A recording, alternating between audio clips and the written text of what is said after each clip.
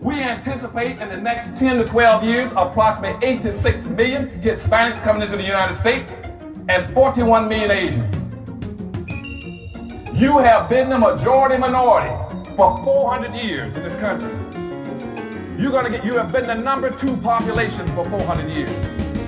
You're gonna get kicked out of being number 2, you're gonna go down and become number 4.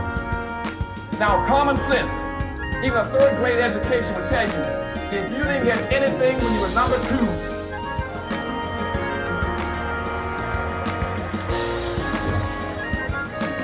you all jumped ahead of me, but anyway, you can guess what you're going to get when you become number 4. President Biden, do you support reparations?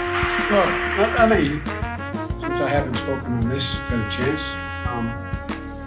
Number one, the reason we're the country we are is because of immigration. We've been able to cherry pick the best from every single continent. The people who come here have determination, resilience. They are ready to stand up and work like the devil. We have 24 out of 100 children in our school today is Hispanic. The idea that we are going to walk away and not provide every opportunity for them is not only stupid and immoral, but it's bad for America. They are the future of America.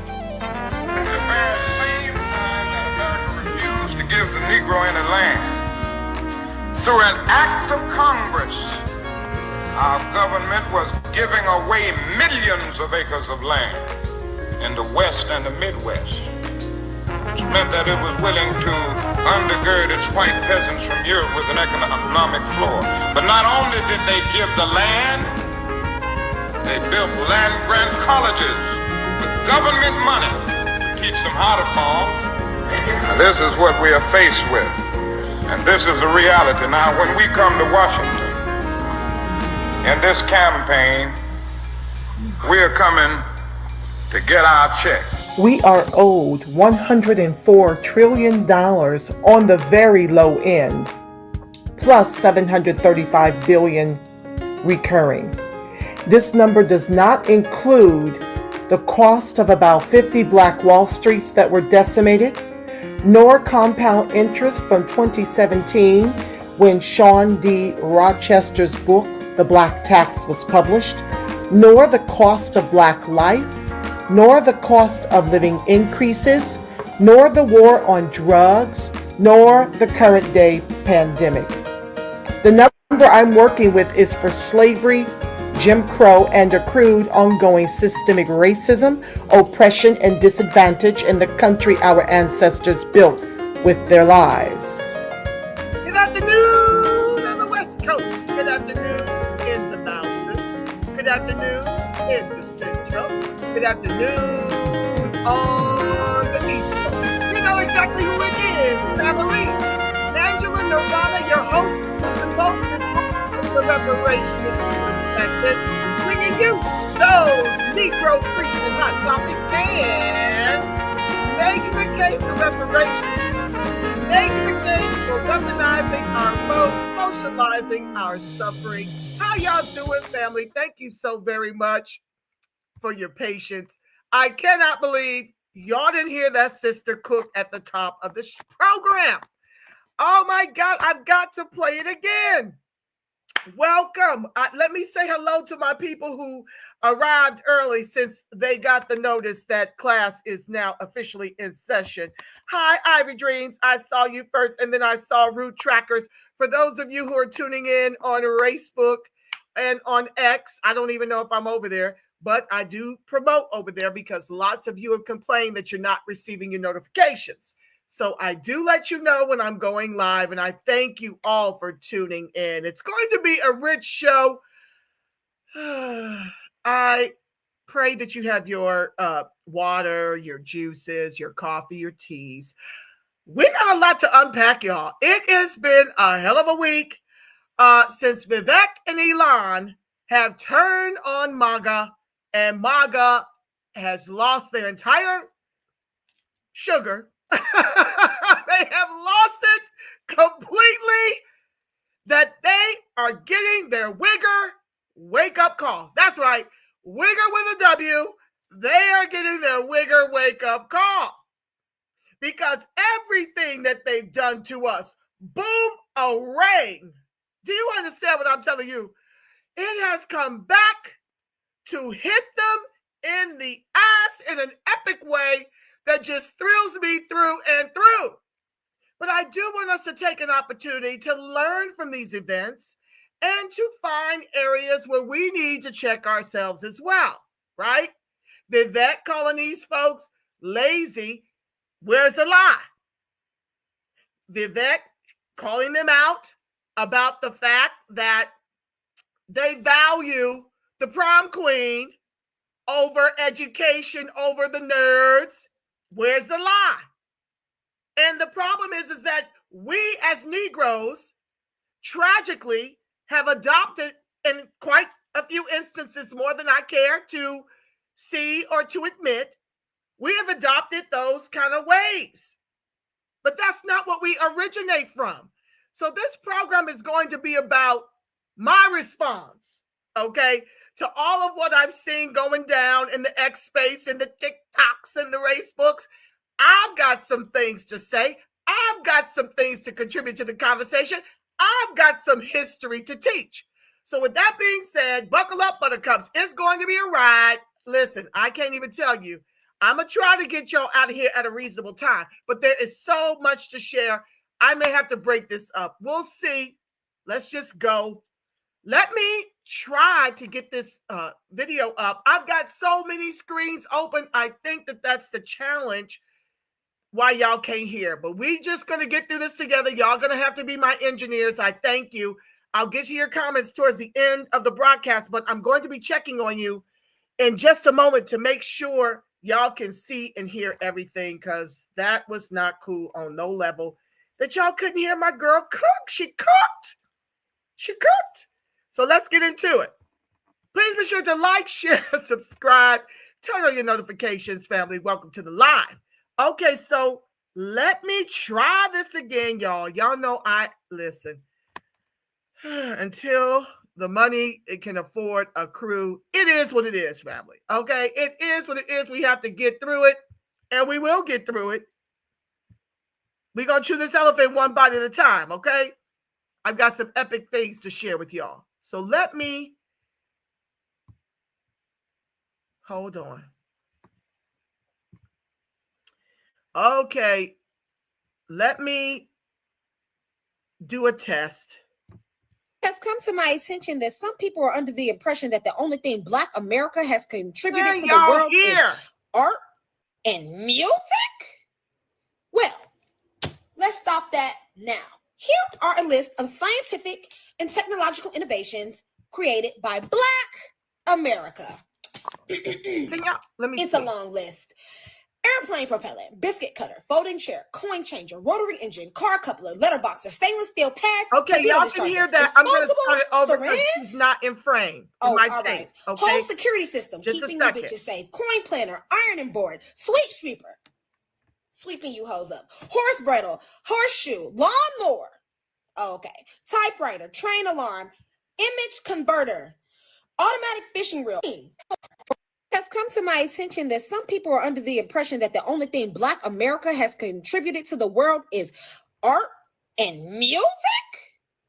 Well, let's stop that now. Here are a list of scientific and technological innovations created by Black America. It's a long list. Airplane propellant, biscuit cutter, folding chair, coin changer, rotary engine, car coupler, letterboxer, stainless steel pads, torpedo discharger, disposable syringe. Oh, all right. Home security system, keeping you bitches safe. Coin planner, ironing board, sweep sweeper, sweeping you hoes up. Horse bridle, horseshoe, lawnmower. Okay. Typewriter, train alarm, image converter, automatic fishing reel, ice cream, your favorite dessert. Water quality algorithm? Would you even know if your water was clean? Okay. Molding print and press, envelope seal, laser fuels, pressure cooker for you pressed assholes. Okay. Window cleaner, pencil sharpener, fire extinguisher. Let them hating hoes burn in hell. The lock. Shoe lasting machine, lubricants, rocket catapult, elevator. And the next time that you need to make it to the 12th floor, Take the stairs. Okay, gas mask, traffic signal, hairbrush, super absorbent polymers, which include diapers, pads, surgical sponges, pet litter, gel, ice packs.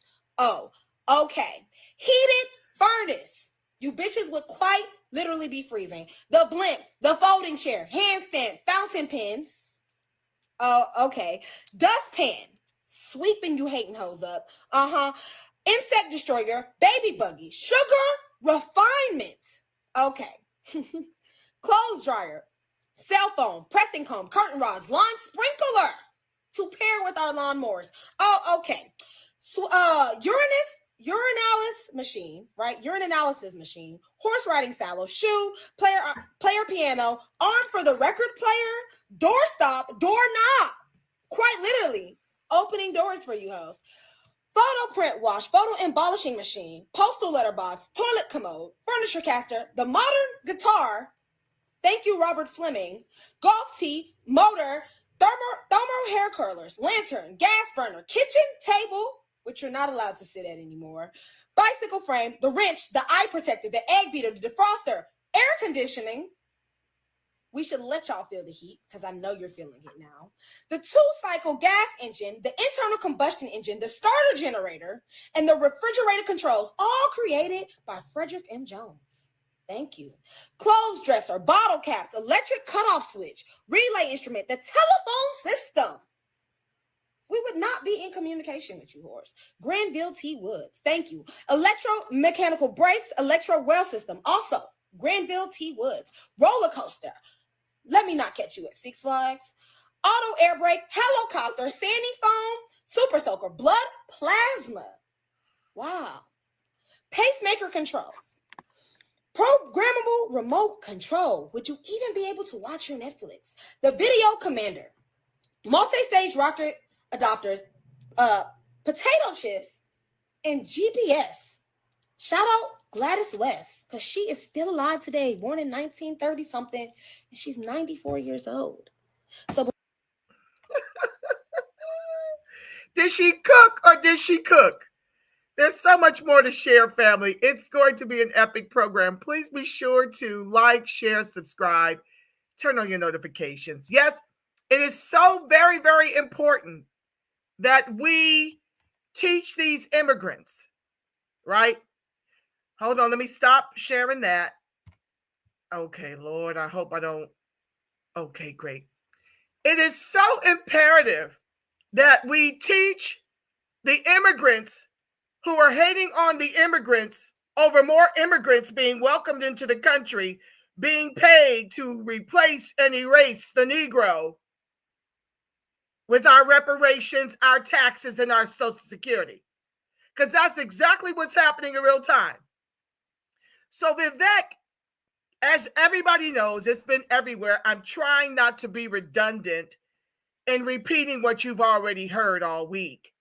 I'm trying to bring the reparationist perspective to it, like I generally do, so that you guys can understand, because far too many don't understand the contributions of the Negro to building the wealthiest country in the free world because of the war on drugs and the war on poverty. Most of these immigrants aren't taught our history. Hell, we're not even taught about our contributions to this country. So that is what today's broadcast is all about. Putting Vivek Ramaswamy in check, sharing about his origins and where he comes from, putting Elon Musk in check, okay, and watching MAGA implode. It's a beautiful, wonderful thing. But we need to understand what we must do to get back to who we once were. And we need to understand that we've got to do it by our bootless straps. So let me go to my next thing I want to share with you. I want to talk with you about our earlier inventions and how racism, wanton white supremacy, stopped us from getting the bag on our own creations, on our own inventions in this country. So let me share this article with you. And as usual, I'm going to be sharing the way I see it. Hold one second.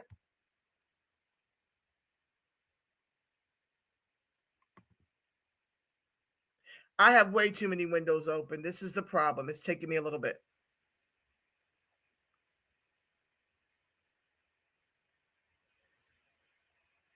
I beg your patience. Please be sure to like, share, subscribe, turn on your notifications. Okay, let me come back over and make sure you can see this. Oh, Lord, where are y'all?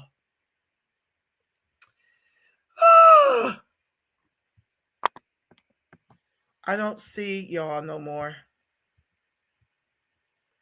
I thought I shared the screen. Okay, let me just do this.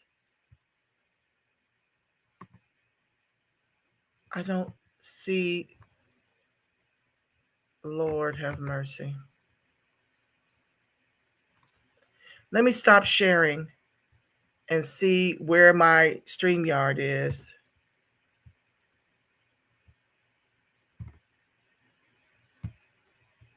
Hold on, family. I don't see where y'all are. I hope I didn't stop the broadcast. Lord of mercy.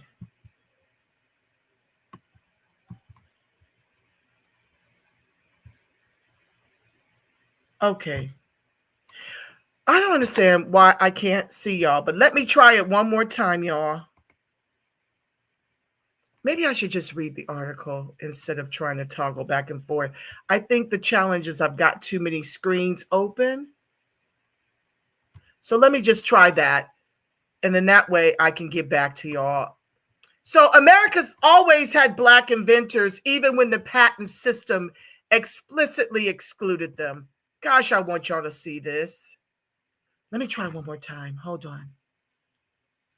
Okay, there you are. I'm going to try one more time, guys. And dolls. Hold on. Share the screen. Here it is. Share. Let me go here. See. Oh, okay. Okay, so let me go back to where I'm sharing. Just a second so I can scroll through the article.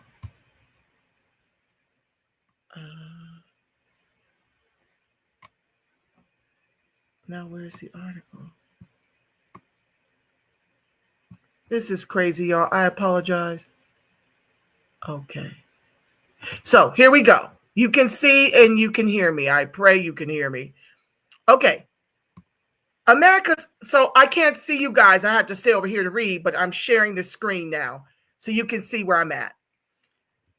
America's always had Black inventors, even when the patent system explicitly excluded them. Now, this is dated February 14, 2017. Ex-slave's dream of a model Negro colony comes true. Mound Bayou, Mississippi, in the heart of the Fertile Delta, is a community of 8,000 where no white man can own a square foot of property. See, this is what we've been robbed of. This is a New York Times article from 1910 describes founding of Mound Bayou, a town founded on the wealth of a steamboat patent. Okay, so this is what we were doing, family. When we finally were able to get patented, we were doing our own thing off these patents, off the money we've made. Okay, but there was a time when we could not have patents. Way back in slavery. America has long been the land of innovation. Hello, Vivek. Hello, Elon. As you sit up here and lie and propagandize that we aren't creative. We don't know technology. When we've created the very internet and the very telephone you communicate on. These are the lies they tell to justify spending our reparations, to replace and erase us. More than 13,000 years ago, the Clovis people created what many call the first American invention, a stone tool used primarily to hunt large game. This spirit of American creativity has persisted through the millennia, through the first American patent granted in 1641 on to today. One group of prolific innovators, however, has been largely ignored by history. Black inventors born or forced into American slavery. Though U.S. patent law was created with colorblind language to foster innovation, the patent system consistently excluded these inventors from recognition. As a law professor and a licensed patent attorney, I understand both the importance of protecting inventions and the negative impact of being unable to use the law to do so. But despite patents being largely out of reach to them throughout early U.S. history, both slaves and free African Americans did invent and innovate. Why patents matter? In many countries around the world, innovation is fostered through a patent system. Patents give innovators a monopoly over their invention for a limited time period, allowing them, if they wish, to make money through things like sales and licensing. This is what we've been locked out of, family, our intellectual property. The patent system has long been the heart of America's innovation policy. As a way to recoup cost, patents provide strong incentives for inventors who can spend millions of dollars and a significant amount of time developing an invention. The history of patents in America is older than the U.S. Constitution, with several colonies granting patents years before the Constitution was created. In 1787, however, members of the Constitutional Convention opened the patent process up to people nationwide by drafting what has come to be known as the Patent and Copyright Clause of the Constitution. It allows Congress to promote the progress of science and useful art by securing for limited times to authors and inventors the exclusive right to their respective writings and discoveries. This language gives inventors exclusive rights to their inventions. It forms the foundation for today's nationwide federal patent system, which no longer allows states to grant patents. Now, this is what they do, family. They open the door for just a little short span of time. They make sure that they redline us out of everything great about us, and then they get into position and close the door. That's what they've done with affirmative action. Affirmative action was intended to make us whole post-slavery. So there was a small, tiny time when the silent generation and the boomers got to benefit from that. And now that the immigrants have come and the white women and the LGBTQIA, XYZ, everyone benefits from our entitlements. And now they close the door. Back to the text. Though the language itself was race neutral, like many of the rights set forth in the Constitution, the patent system didn't apply for Black Americans born into slavery. Slaves were not considered American citizens, and laws at the time prevented them from applying for or holding property, including patents. In 1857, the U.S. Commissioner of Patents officially ruled that slave inventions couldn't be patented. Slave inventions exploited by owners. During the 17th and 18th centuries, America was experiencing rapid economic growth due to the Negro. Black inventors were major contributors during this era, even though most did not obtain any of the benefits associated with their inventions, since they could not receive patent protection. Somebody forward this to Vivek Ramaswamy. Slave owners often took credit for their slaves' inventions. In one well-documented case, a Black inventor named Ned invented an effective, innovative cotton scraper. His slave master, Oscar Stewart, attempted to patent the invention. Because Stewart was not the actual inventor, and because the actual inventor was born into slavery, the application was rejected. Stewart ultimately began selling the cotton scraper without the benefit of patent protection and made a significant amount of money doing so. In his advertisements, he openly touted that the product was the invention of a Negro slave, thus giving the lie to the abolition cry that slavery dwarfs the mind of the Negro. When did a free Negro ever invent anything? These are the lies and the propaganda they've been stating about the Negro since they dragged us here in chains and since they enslaved those of us who were here before Columbus. Reaping benefits of own inventions. The answer to this question is that Black people, both free and enslaved, invented many things during that time period. One such innovator was Henry Boyd, who was born into slavery in Kentucky in 1802. After purchasing his own freedom in 1826, Boyd invented a corded bed created with wooden rails connected to the headboard and footboard.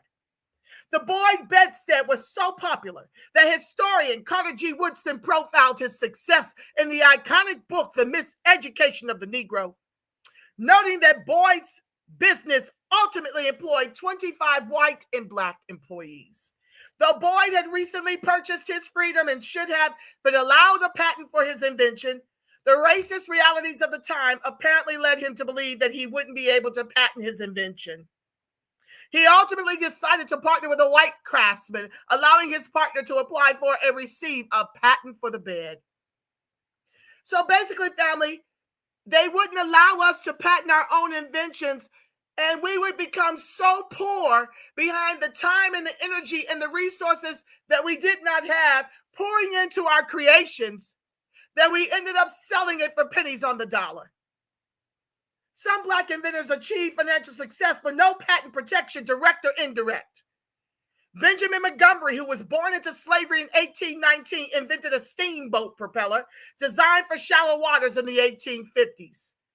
This invention was of particular value because during that time, steamboats delivered food and other necessities through often shallow waterways, connecting settlements. If the boats got stuck, life-sustaining supplies would be delayed for days or weeks. Montgomery tried to apply for a patent. The application was rejected due to his status as a slave.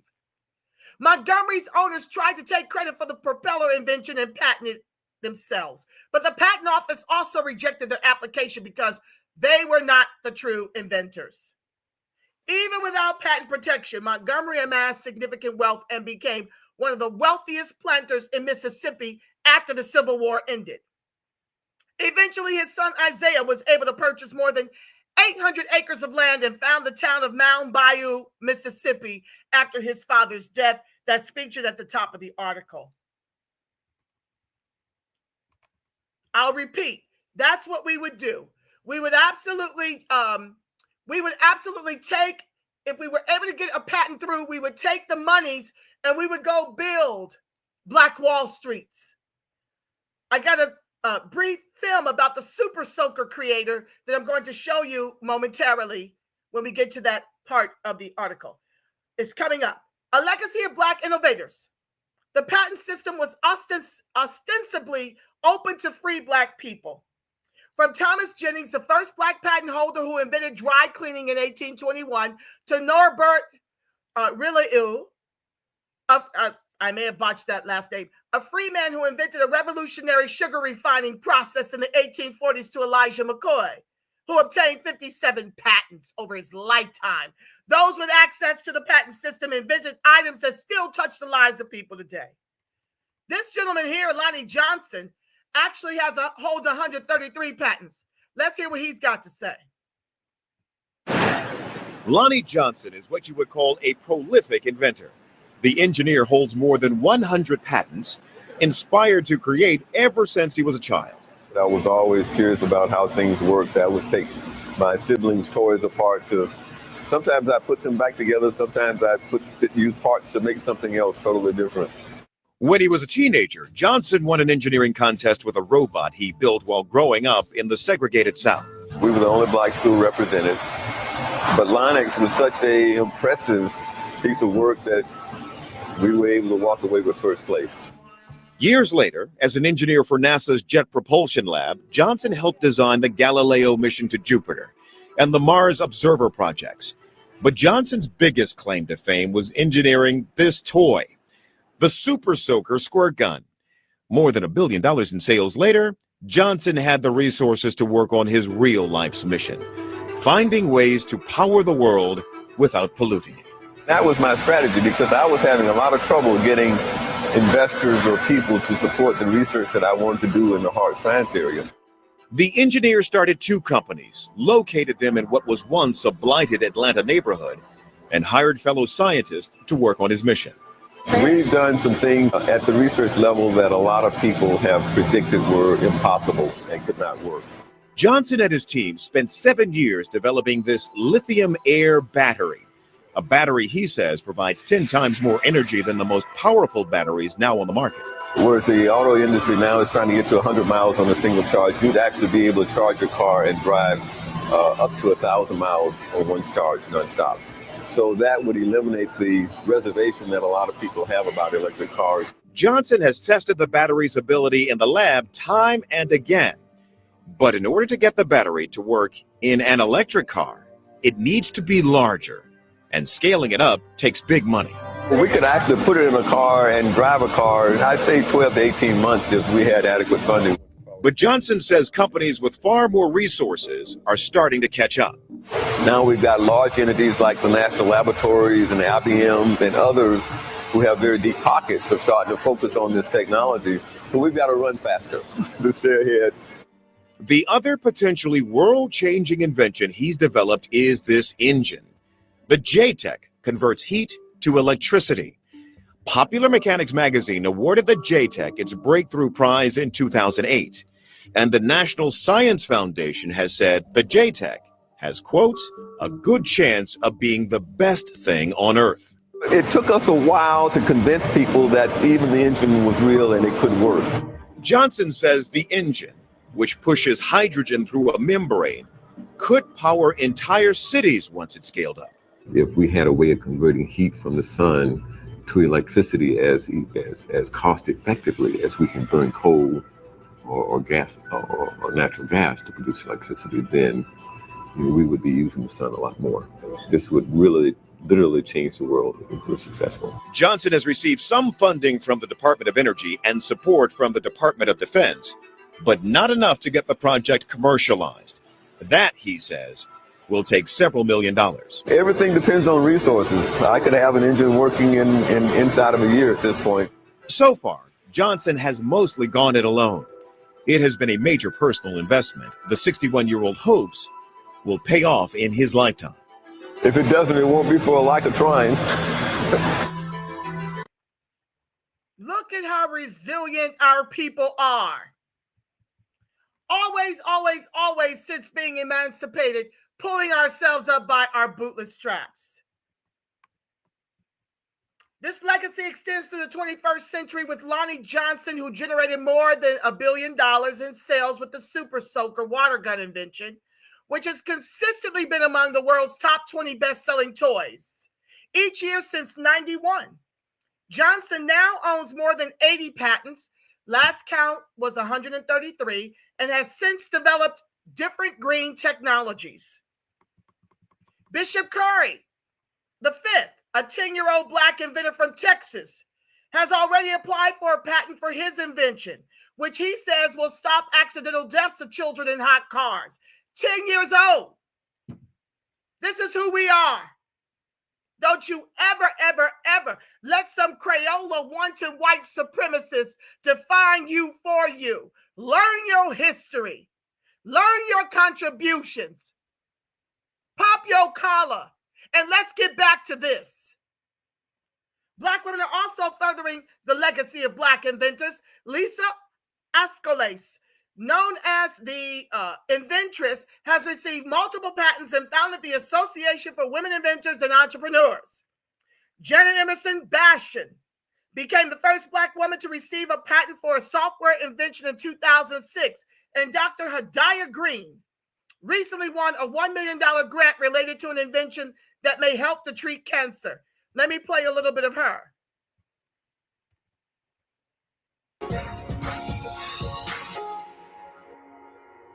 Folks, the National Cancer Institute estimates nearly 1.7 million new cases of cancer will be diagnosed in the U.S. every year. With few common types of cancer treatments available, patients are limited in how they can fight the disease. Well, a Morehouse professor, top physicist, Dr. Hadiah Nicole Green at Morehouse School of Medicine is developing a laser treatment with little to no side effects. She hopes to give cancer patients a new way to beat the disease. Her research is very much groundbreaking. I recently talked with her about this. We began with me asking her why she chose to study this type of cancer research.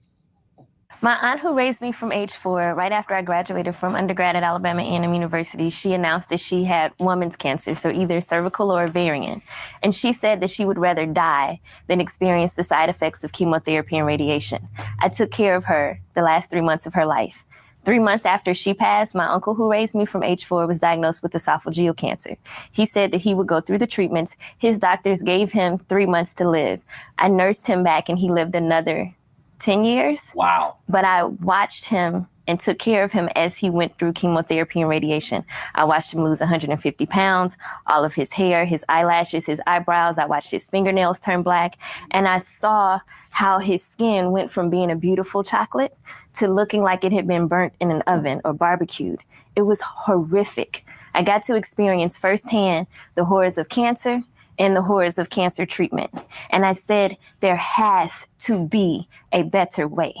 So I took my undergraduate experiences with research that were based in optical communications and lasers. And I was planning on revolutionizing the way we receive internet and cable TV. Mm-hmm. And then I said, if we can see from a satellite in outer space, if a dime on the ground is face up or face down, we should be able to do a better job pinpointing the tumor and treating just the tumor and not the whole person. Why not? And if we call one person in a room full of people just their cell phone rings and not the entire room, why can't we have that kind of precision when we're treating cancer? Why not? Now, did folks think you were crazy saying all that? It didn't matter. It didn't matter because I felt like if there was something that I was born to do, maybe this was it. And if other people were going to do it, it would have been done already. So I took it upon myself and pursued a PhD in physics specifically to develop this treatment. Mm-hmm. And my PhD advisor said, usually my graduate students work on my projects and my ideas, but I had funding from the National Science Foundation and some other organizations, and that allowed me the freedom to explore this idea. And I found a mentor at the Comprehensive Cancer Center at the University of Alabama at Birmingham. I spent 5 years in his lab developing my idea. And when I started to demonstrate what I was doing with laser activated nanoparticles in mice, and I got the first results, the tumor shrank so fast that nobody believed it. That's when they thought I was crazy. Mm-hmm. And I was like, no, the tumor was the size of a chickpea and now it's gone. And everybody was like, yeah, right. And I'm like, I didn't take pictures, so I had to go back. You always got to have evidence.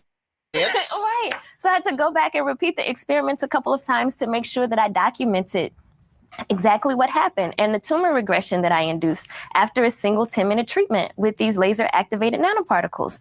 And the results were remarkable. The beauty in what I've done, if you can see on the top left-hand corner, this is before the laser and nanoparticle treatment. Okay. And then this is right after the nanoparticle and laser treatment. And you see how the scar starts to heal. And at the end of the 15 days, there's barely a scar left. I was like, oh my God, honey, I shrunk the tumor. And then my advisor told me, nobody wants a cancer treatment that doesn't incorporate a drug. It'll never see the light of day. Go back to the drawing board. So I went back to the drawing board and incorporated what people are calling immunotherapy and used an antibody that's already FDA approved for treating head and neck cancer and colorectal cancer. And I used that antibody as the delivery vehicle to deliver my nanoparticles to the site of the tumor. And I added a fluorescent tag. So you have a 3-in-1 system, a 3-in-1 platform that can target, image, and treat, that's minimally invasive, that doesn't have the observed side effects of chemotherapy and radiation. And after a single 10-minute treatment with that platform, there's 40% reduction in the tumor volume over 2 days. The beauty in that is that without the laser activated nanoparticles, those same antibodies that's already FDA approved, it takes months to get that kind of result. So we're talking about enhancing the time of therapy, reducing the costs, reducing the side effects. And this is something for me was near and dear to my heart, simply because I didn't think anybody else should have to experience what my aunt and uncle went through. So I'll reiterate, where is the equivalent, Vivek, of the Negro contribution to building the wealthiest country in the world? Where is this equivalent in India? Y'all got close to 1 billion people over there. Where is this equivalent? because I looked it up and I couldn't find it. We're going to get into that in a minute. I couldn't find it. True to the legacy of American innovation, today's Black inventors are following in the footsteps of those who came before them. Now, patent law doesn't actively exclude them from protecting their inventions and fully contributing to American progress. Okay, this article was updated on February 19, 2017 to replace a photo that incorrectly identified Thomas Jennings. All right, so I'm going to stop sharing that. But this is what they leave out. They leave out the fact that, hold on, let me make sure y'all can still see me and hear me. Hold on, checking in. Okay, great, you can. Yeah, they leave out the fact that they, in many instances, the government is in many instances bringing in anti-Black, Crayola wants and white supremacy. They're leaving out the fact that they're using our reparations, our tax dollars, and our Social Security to make them more American than us, to our extinction. They leave out the fact that these immigrants that come here usually come from money. They usually get free college education where they come from, and then they set them up with free education in this country. They leave out the fact that they starve us of the resources to be great. They give us abortion. They give us LGBTQ and transgender rights. They give us war on drugs, removing the power and the strength. They give us political prisoners, the Black Panthers, the most brilliant of the minds. They make single mothers. They give us interracial sexual access. They rob us of the resources. They rob us of the loans. They rob us of the jobs. These very same hating immigrants are no different than the ones who came over here and benefited from the Homestead Act. They were the ones that got reparations, the slave owners. Our 40 acres and a mule was given to white European immigrants. All of them are immigrants to this country. They got the Homestead Act that continues into class-based policies which don't make Black American Negro freedmen whole. The descendants of the emancipated are still fighting for reparations.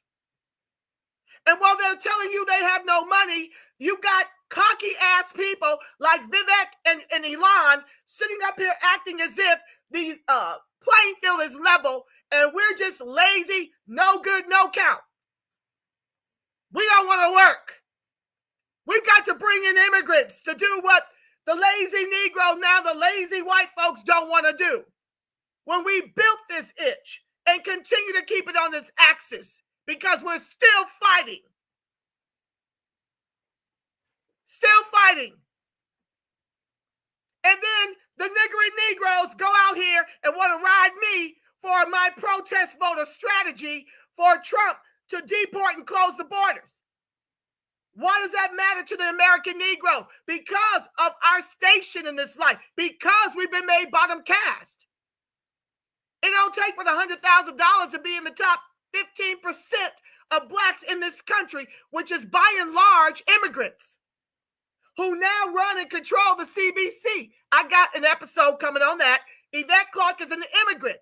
She's the head of the CBC. Who's working for more immigration. They're going to be lockstep with Trump, trying to secure the best of this country for their people. And you saw this as evidenced by the late Sheila Jackson Lee, who John Conyers, the author of the H.R. 40 reparations bill, bequeathed it to her. She didn't get a hot damn thing done for the Negro. And what did the niggerants do in Houston? Kept reelecting her. What are the niggerants doing in South Carolina? Keep re-electing the Coon Clyburn. They've gotten rid of us here, so that means Maxine Waters gets to stay in office. That means Karen Bass gets to run the state as the mayor. The immigrants are voting for them because they're looking out for immigrants. But that's a whole nother broadcast, and I ain't got time to tarry. So let me get into this other stuff. I'm not going to share the screen as much because, I got 20 things open. I'm just going to rip, okay? So it's not in any order. it's just a lot going on and I have a lot to say. So I have another video I want to show you. So let me just tiptoe through this and start closing out screens so I can share more easily.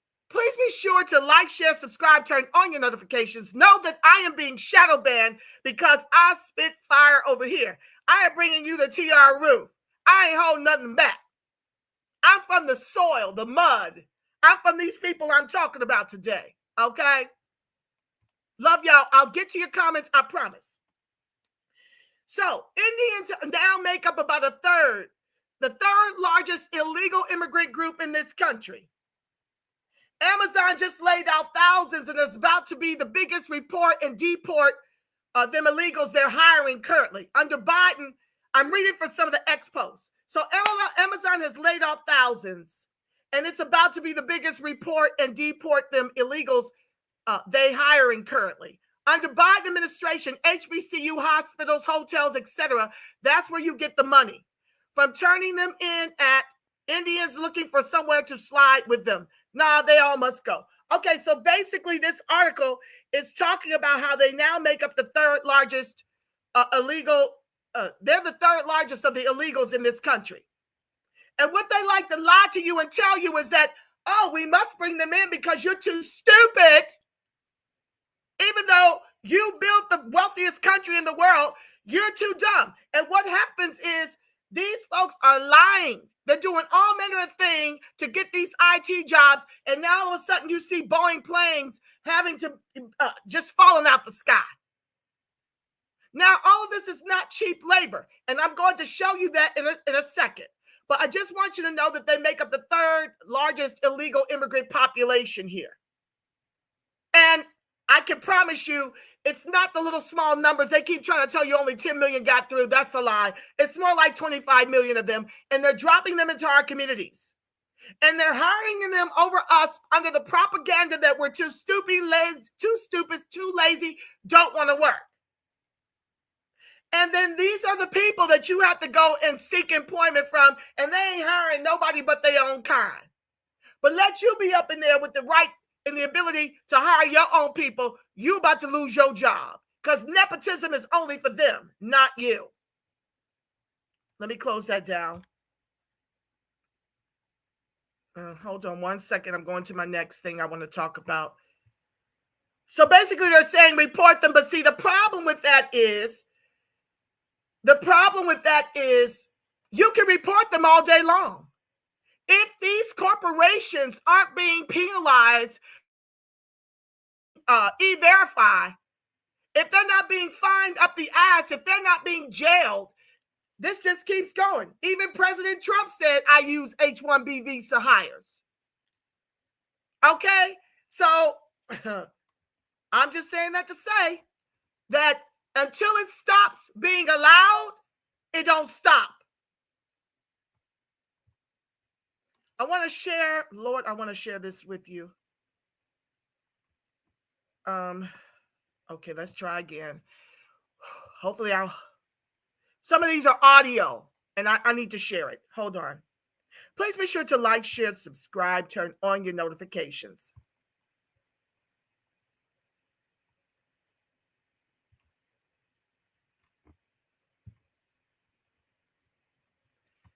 Okay, can y'all see that? You can see. Okay.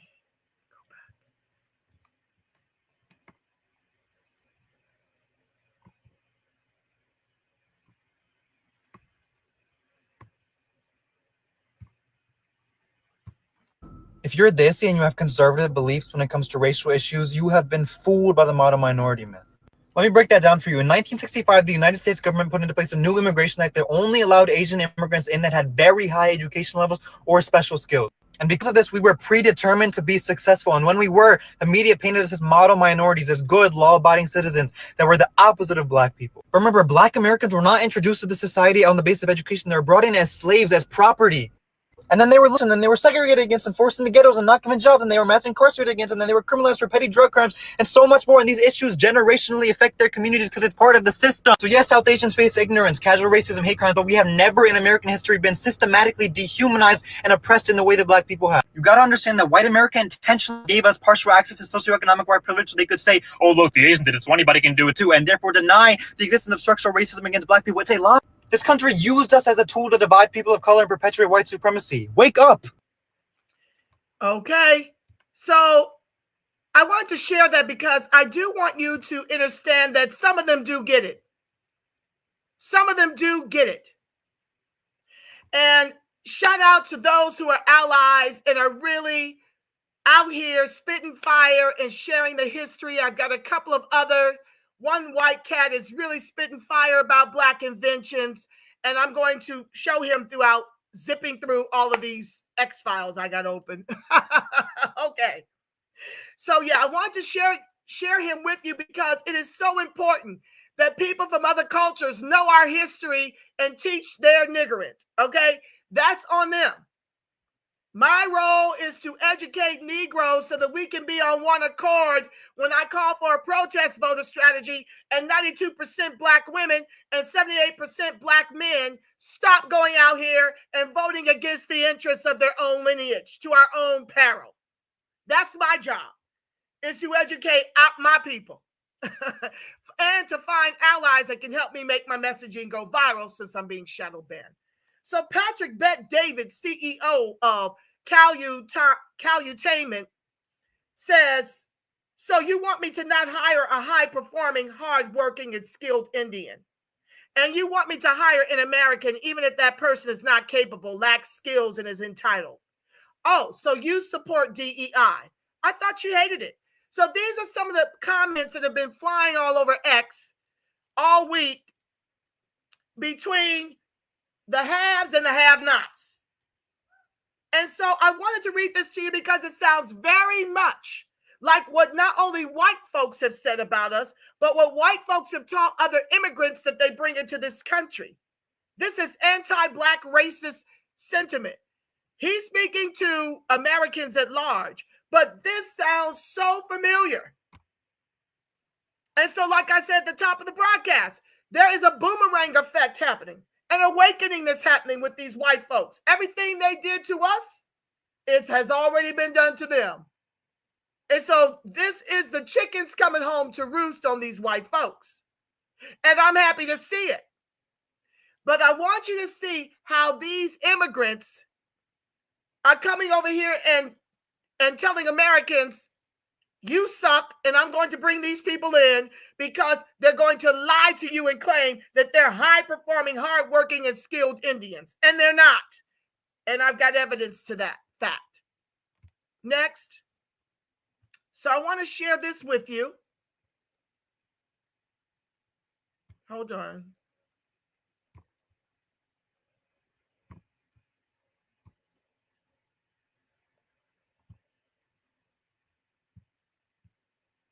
So, when Martin Luther King Jr. went to visit India, he said that we were these peoples, the Dalits. You must understand that there is a caste system in India that they're trying to indoctrinate here in this country. Skamala and Vivek and what's that other chick that was running? She changed, Nikki Haley. She has an Indian name, but she go by Nikki Haley, Republican. They're from the top of the food chain. They're from the East Indian Brahmin caste. When Dr. Martin Luther King Jr. went to visit India, he came back and reported to the Negroes that this is who they see us as. Right here in this picture that I'm sharing with you. This is who they see us as. The Dalits is what they're called. They're on the lowest rung. And I'm going to share with you momentarily a video of a woman that's going to admit to the fact that about 500 million of them shit on the streets. This is what Vivek comes from. This is where he descends from. And has the unmitigated gall to come into this country and want to shit on black folks. And when he's done wiping his ass with us, now he's on white folks because he's in with Trump. literally ran for office. This is what they come from. This is not what we come from in this country. Thank you, ancestors. 500 million shitting in the streets. You about to find out. So here are CEOs without degrees. I don't even know if y'all can see that. Hold on. I'm come back.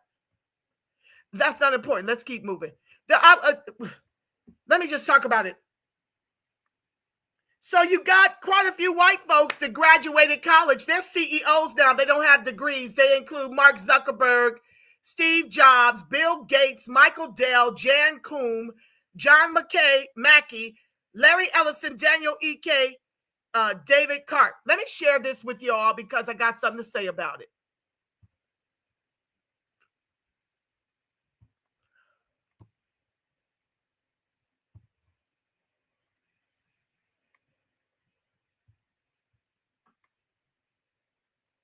I hope y'all can see that. Let me go back. It'll be brief. I'm trying to get through. I got a lot of slides. Dalians are the untouchables. Exactly, Ivy Dreams. I'll be able to read your comments as fast as I can. Okay. So what I want to share about this is what white privilege is. All of these are immigrants. Every last one of them is immigrant to this country. Half of us were here before Columbus. The other half came through the transatlantic slave voyage, okay? But none of these people, not one of these crackers on this screen is actually native and indigenous to this country. Not a one. And yet, they have all of the resources that have been stolen from the Negro to make them whole, where they got a lot of resources to do a bunch of trial and error until they got it right, don't even require a degree. They don't require a degree. Now, could we be the head of any corporation without a gang of degrees? And even when we do have them, we don't have the complexion for hire. I've been telling y'all that this bullshiggity ain't just happening in the orange groves. I've been telling y'all about what happened to Negroes at Wells Fargo Bank. They got rid of all of us in upper management. Those of us started making over six figures. Those of us who got married and had children, you were getting rid of.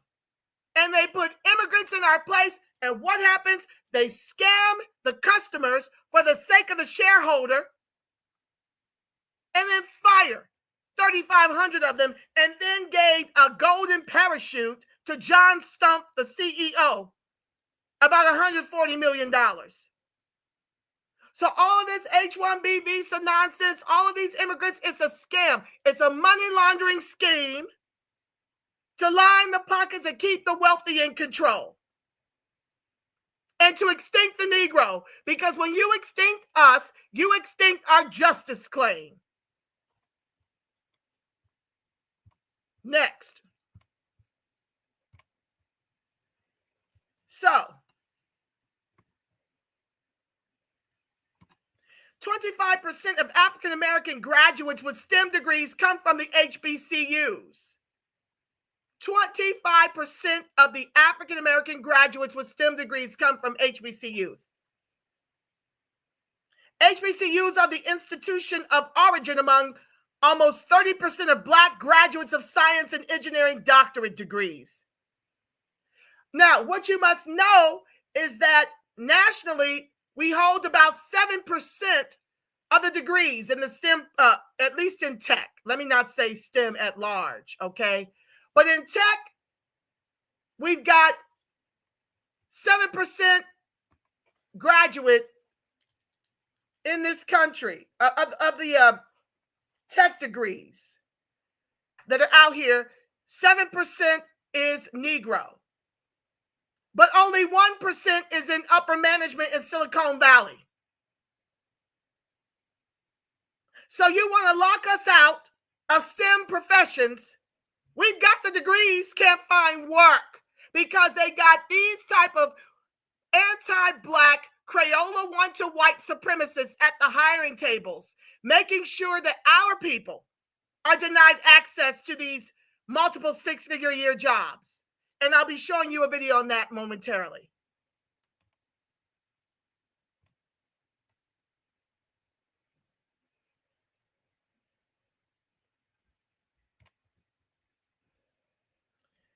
So when the H-1B was created, the U.S. had 0.5 million Indians. Today, we've got closer to 5.5 million, and that's not counting another 1 million on the green card pool. Almost all of them came in on an H-1B on the pretense they had skills Americans didn't. And I'm going to show you in another slide when I get to it, how H-1B visas, it's not just in the tech industry. If you listen to the current fight happening in X, it's over tech jobs. This is impacting every industry in this country. Very harmful to the Negro. I'll be showing that momentarily. I also want to stress about this. Folks want to come up in my feed over on X and challenge me that they're only about 1.5% of the population. Like I mentioned, it's closer to 5.5 million with another million on the green card pool. And I don't even know how many illegals.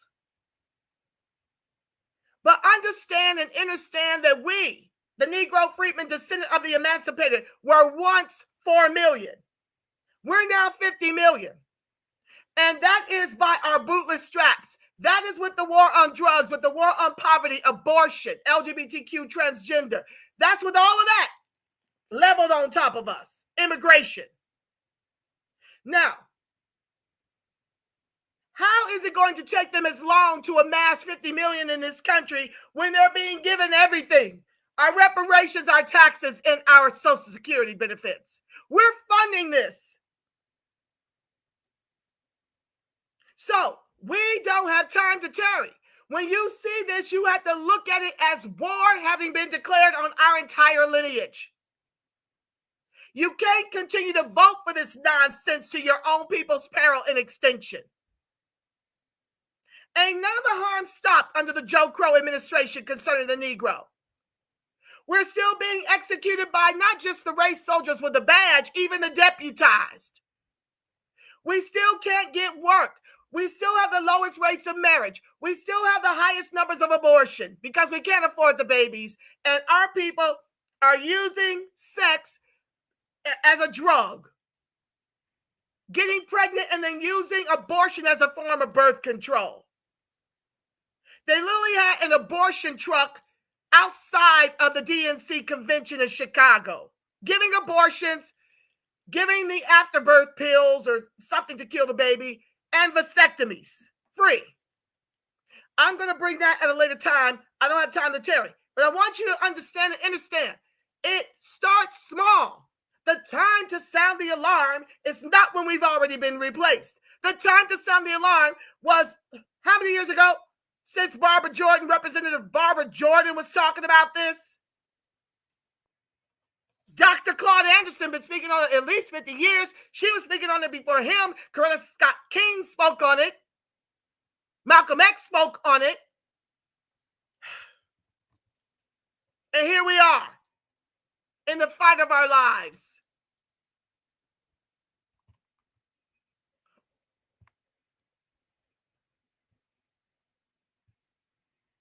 So Tesla,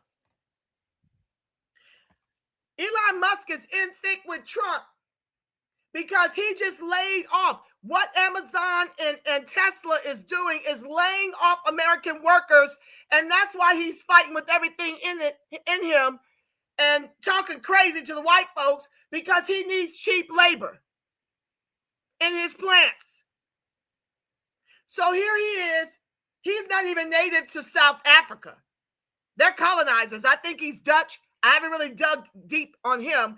I was too busy trying to find evidence that we built this itch. Since Laura Loomer wants to sit here and lie to the people and say white folks built this itch. No, you did not. No, you did not. Anyhow, I digress. So he's laying off people. He's gotten in bed with Trump, who, when Trump was in office the last time, he had put a moratorium on H-1B visas, allowing white folks to get those jobs. And that's why they're hotter than fish grease. They're hotter than fish grease because now he's in bed with Elon. Elon's worth about $400 billion. And so that's what they're doing. They're pushing their agendas to replace Americans in America. This is no different than NAFTA. So instead of outsourcing, now they want to bring it into the country to the Negroes' extinction. Because we can't survive this. It's very crushing.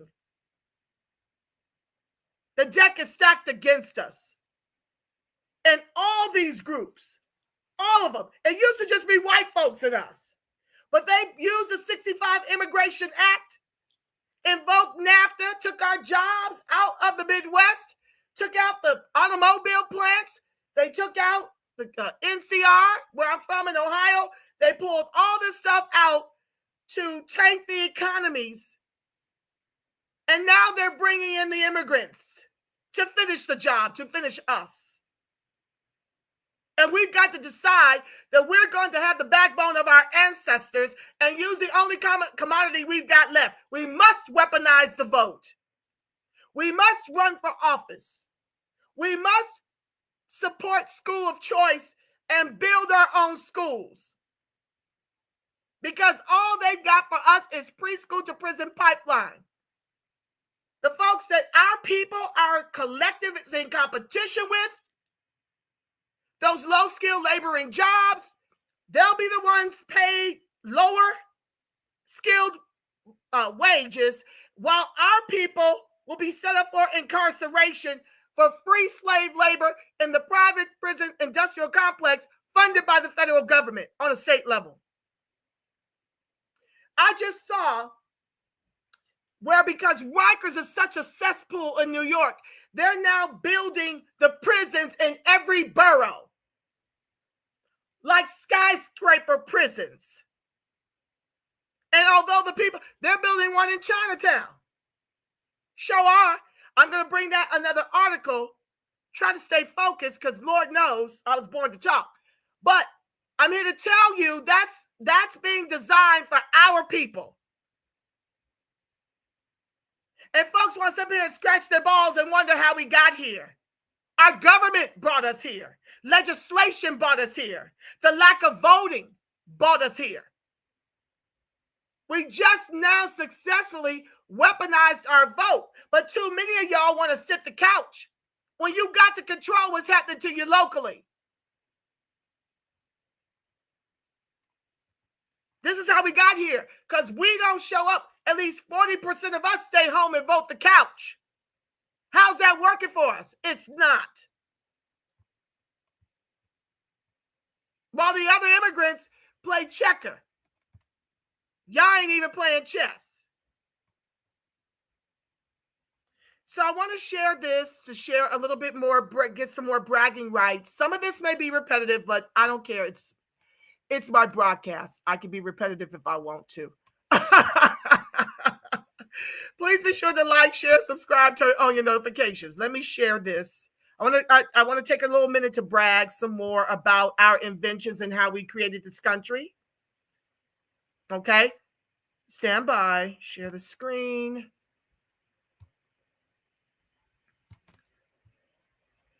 So here are some more significant Black American contributions to science and technology.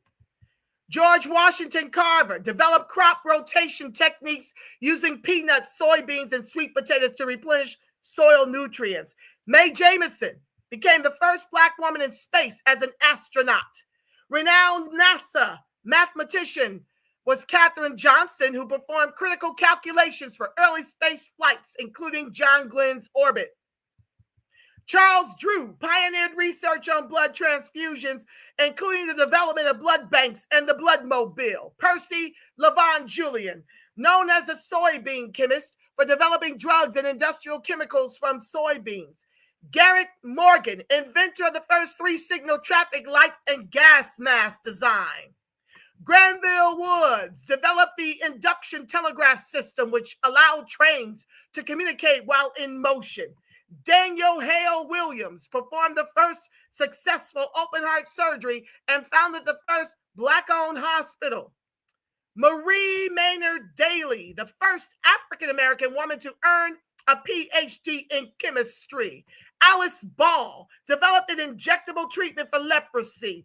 Patricia Bath, the first Black American ophthalmologist inventing a laser to treat cataracts. Mark Dean, a prominent figure in computer science, who played a key role in developing early personal computers at IBM. Okay? That's us, y'all. And Valerie Thomas, inventor of the illusion transmitter and contributed to computer data systems at NASA.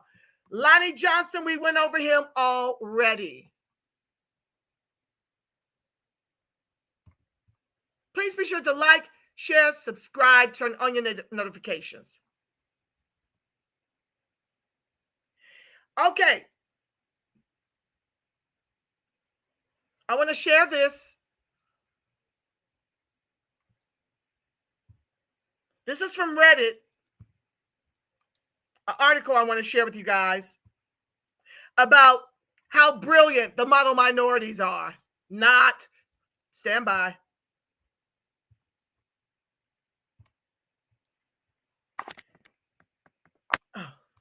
I hope y'all can see that. I think you can. I see the bar.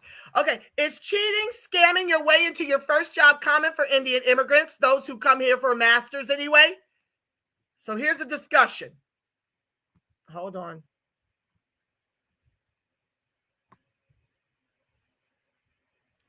I apologize if this has been discussed before, but I'm really curious about it, especially because I noticed it recently with pretty much every cousin that moved here for their master's. They all moved here to get their master's in computer science, and every single one of them went into the consultancy route where they basically fake job experience and have someone cheat and help them on their interviews by speaking to them via an earpiece or taking the test for them. And I'm going to show you evidence of that momentarily. This is apparently now possible through interviews being online post-COVID. I don't know. I'm not in the computer science, so I'm not entirely sure how it works.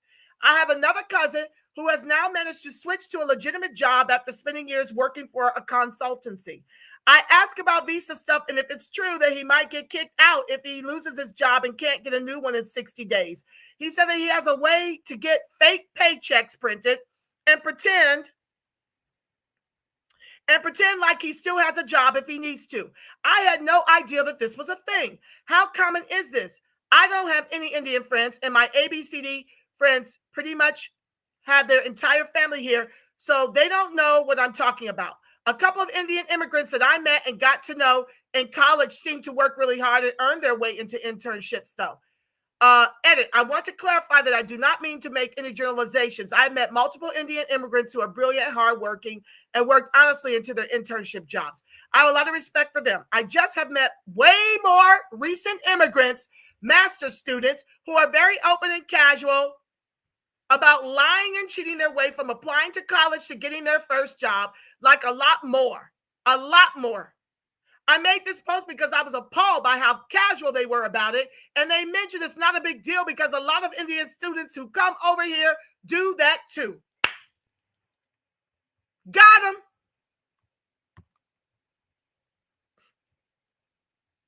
Got them. Okay? This is what I'm talking about, family. All this model minority is propaganda to erase and replace the Negro freedmen and our justice claim. They are lying, they are cheating, and that's what makes us the most brilliant in this country.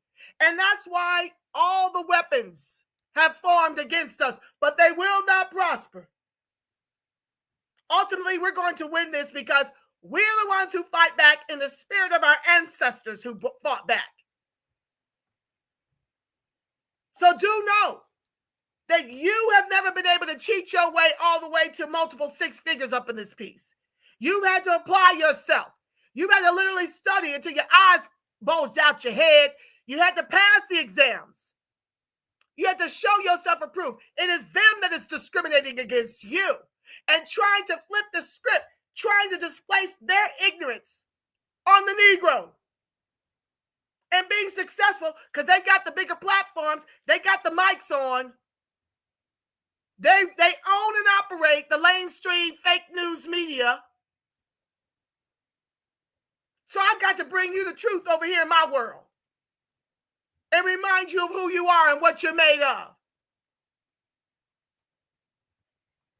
So according to recent data, around 7% of Black Americans earn STEM bachelor's degrees, representing a significantly lower proportion compared to their share of the overall population. This means that only about 7% of STEM degrees are earned by Black Americans. We got to do better. Key points about Black Americans in STEM degrees: low representation. Data source: the information is based on data from the Pew Research Center. Challenges: factors like discrimination, income inequality, lack of access to quality education are often cited as to reasons for the underrepresentation of Black Americans in STEM. Next slide. According to recent data, around 8% of tech workers in the U.S. identify as Black, meaning that only a small percentage of Black Americans hold tech jobs. I need to share something.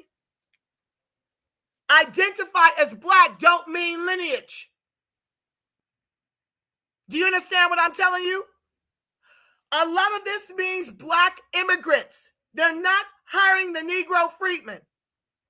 We're hardly at the HBCUs, and they will not allow us to delineate so that we can actually see the horrors happening to us in real time, because the goal of this government is to erase and replace the Negro lineage based on skin tone.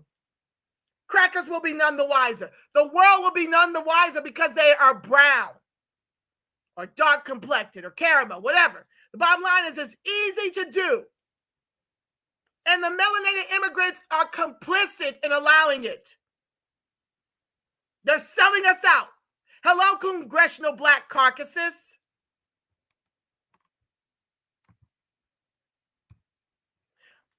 Underrepresentation. This figure indicates a significant underrepresentation of Black people in the tech industry compared to their proportion in the overall workforce. Okay? But the bottom line is, like I said, that's not really us. And that's what they're not telling you.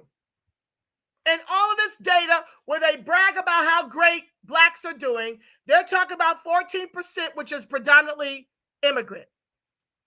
Melanated immigrants. We need delineation now. Black Americans make up 3% of the workforce in Silicon Valley. I can almost guarantee you that ain't Negroes. Silicon Valley tech workforce has a lower percentage of Black employees than other metropolitan areas, including Houston, New York, Atlanta, and DC. Hold on. Comparison to overall workforce, Black people make up 7% of the San Francisco region's overall workforce. Other tech jobs, executive jobs. Black people are rare in executive jobs, with most firms having no Black male executives. You're the smartest and the least hired, and the least promoted, and the least paid, Negroes. India's open universities key to 40 million college grads. Let's share this one. Please be sure to like, share, subscribe, turn on your notifications. Welcome to the live. I see y'all, family. Tanya Princess, I ain't seen you in a minute, sis. Welcome to the live. Thank you for your contribution to the chat. I'll be over to read momentarily. What time is it? Oh, Lord, is it really 2:28? We've been at this 90 minutes already. Okay, it is what it is because it's got to get done. I got so much to bring you. I can't tarry.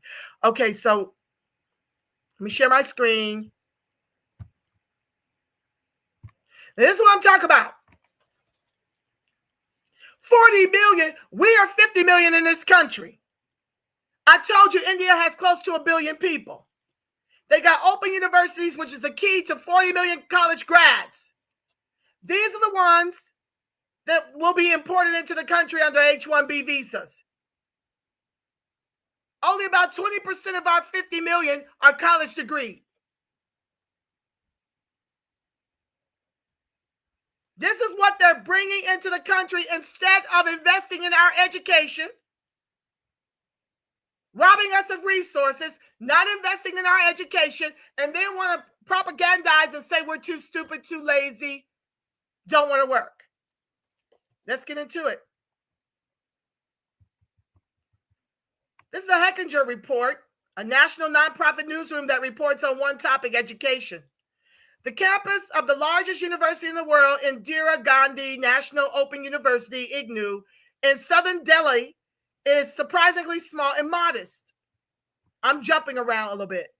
IGNU's enrollment has doubled in recent years to as many as 4 million students, about 10 times the size of America's largest university, the University of Phoenix online campus.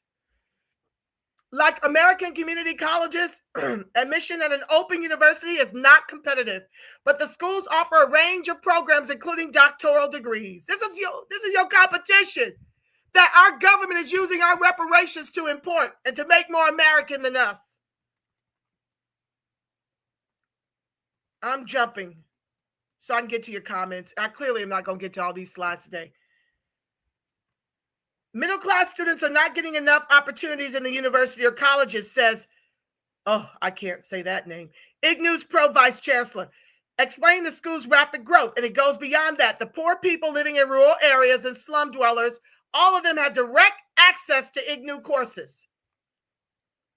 So they can bring their poor, they can bring their Dalits with their degrees and bring them over here to replace us in high-end positions. Other open universities are also ballooning in size. The Nalanda Open University in Bihar, India's poorest, least educated state, went from an enrollment of about 1,500 to 40,000 in the last decade. But what are they doing with our youth? Bringing in white and immigrant teachers to dumb them down so they can be slaves in the private prison. Removing the fathers from the home, selling black men and women on interracial sexual access, selling us on abortion as a form of birth control, selling us on transgenders to use our bathrooms, to play in women's sports. This is what's happening to the Negro in the country our ancestors built with their lives. And it begs the question, I think this is part 3 or part 4, when the nation becomes Cali, where y'all going and with what? As y'all continue to niggardly vote for the demon rats, who by and large are responsible for this. Repugnant clans get that smoke too, but our collective, by and large, votes demon rat instead of weaponizing their vote. And now we got a congressional black caucus that's working to replace us with immigrants. India's economic growth may be staggering, but population growth has increasingly become a hazard to the country's financial future as it tries to educate a new generation to sustain the progress. India's population is projected to increase by about 25%, or by 300 million more people by the year 26. And they're bringing them here. Didn't Dr. Claude Anderson tell you that? It's at the top of the broadcast in my intro. How are we going to fare as fourth-class citizens in the country of our ancestors? And where are we going and with what? There's no other government that's doing for us in the world what this country is doing for them to our extinction. A major push by the Indian government for universal K-12 education has made significant headway in districts where once there were no schools at all. Now, as millions of students graduate from high school, along with older villagers across the country seek to take part in India's economic progress, the government is struggling to send more of them to college and beyond. So bring them here and give them free education, because that's what's happening. As India worries about getting more students to college, the Obama administration is fretted about America's low college graduation rates. Oh, you don't say. You mean those college degrees that cost us a whole entire mortgage? For y'all to tell us no to the jobs that pay an American wage after our kids have gotten strung out on student loan debt? Can't get work because they don't speak Spanish? And even if they speak it as fluently as Pedro, they don't have the complexion for hire?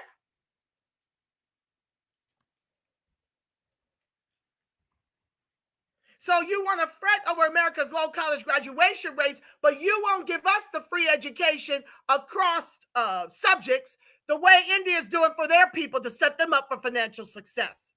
Instead, you tell us we got low college graduation rates. We're too stupid to do the jobs that we did in creating the entire country to justify importing the educated and plopping them into our communities and plopping them at the hiring tables to deny us access to an American life. And both nations are worried about improving their research and innovation produced by universities. India and America have vowed to work together on improving higher education in the two countries, most recently at a summit last summer attended by, at the time, that was Secretary of State Hillary Clinton. But India's efforts to boost its post-secondary system also represent a potential threat. In under 10 years, the number of college goers in India is expected to increase to 40 million, double the number in the United States. So we're just going to bring them in with the Negro reparations. Although experts often question the quality of the country's open universities, they may be one of India's best hopes for reaching its goals. So the quality isn't there. They are not smarter than the Negro. But that's the propaganda they keep pushing down our throats. That they're smarter, more intelligent, prepared to work, harder working than the Negro.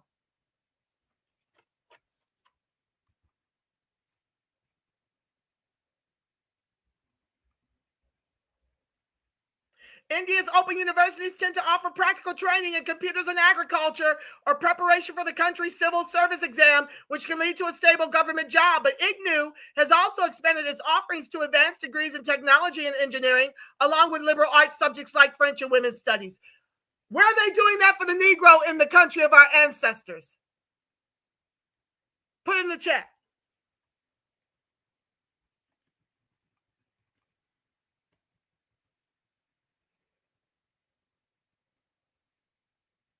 India's open universities are increasingly piloting new methods and materials, however, such as online wikis, where students and teachers can share material in digital libraries.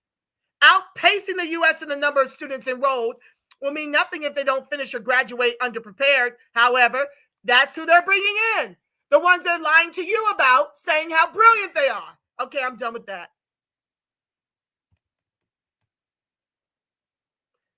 So they've got here a cheat code for tech job interviews. How to use AI to get an IT job. I don't have time for that. But I'm letting you know what they're doing to get access to the America we have yet to fully benefit from, that our ancestors built with their very lives.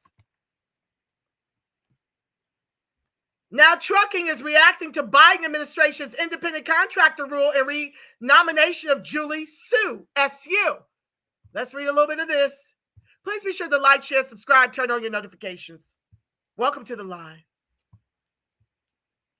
We're just going to have to go longer today. I got to get to a stopping point. I don't know where. Soon, I promise. Trucking reacts to Biden administration's independent contractor rule and renomination of Julie Su. Running our shit, y'all. American Trucking Association, this is January 9 of last year. American Trucking Association President and CEO Chris Spear issued the following statement today after the Biden administration published the final rule on independent contractor classification and renominated Julie Su to lead the U.S. Department of Labor. Nothing but immigrants running the country. To our peril. I can think of nothing more un-American than for the government to extinguish the freedom of individuals to choose work arrangements that suit their needs and fulfill their ambitions. More than 350,000 truckers choose to work as independent contractors because of the economic opportunity it creates and the flexibility it provides, enabling them to run their own businesses and to choose their own hours and routes. That freedom of choice has been an enormous source of empowerment for women, minorities, and immigrants pursuing the American dream. The trucking industry has used independent contractors since the inception of interstate trucking, and court decisions over the last 90 years have continually reaffirmed the legitimate role ICs play in the economy. It's unfortunate that the administration has chosen to replace a clear and straightforward standard with a tangled mess that weakens our supply chain and undermines the livelihoods of hundreds of thousands of truckers across the country.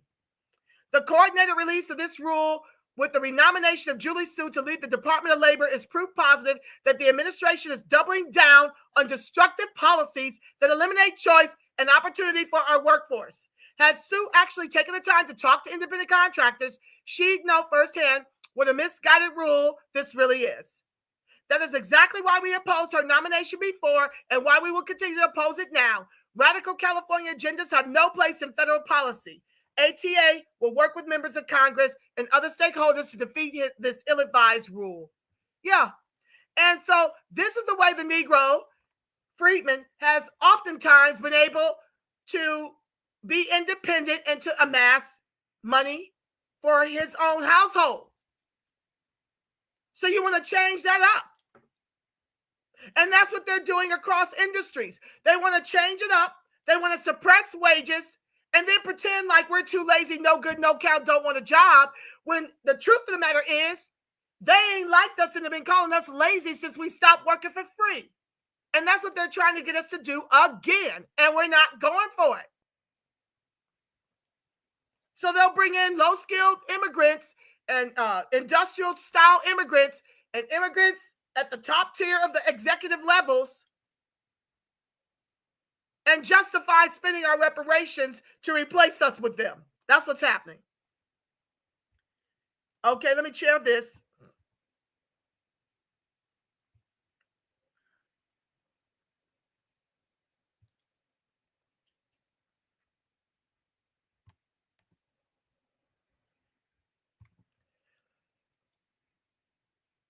Oh, that's not what I meant to share. Stand by. Hold on, family. Gotta come back. Okay. Hold on.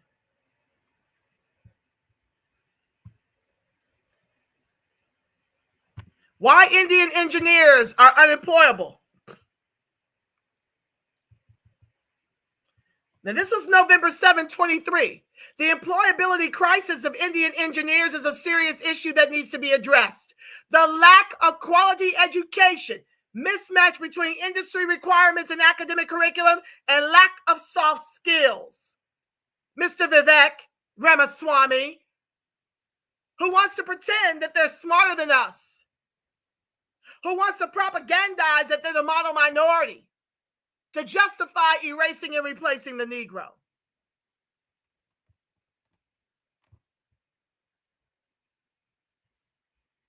Let me share this.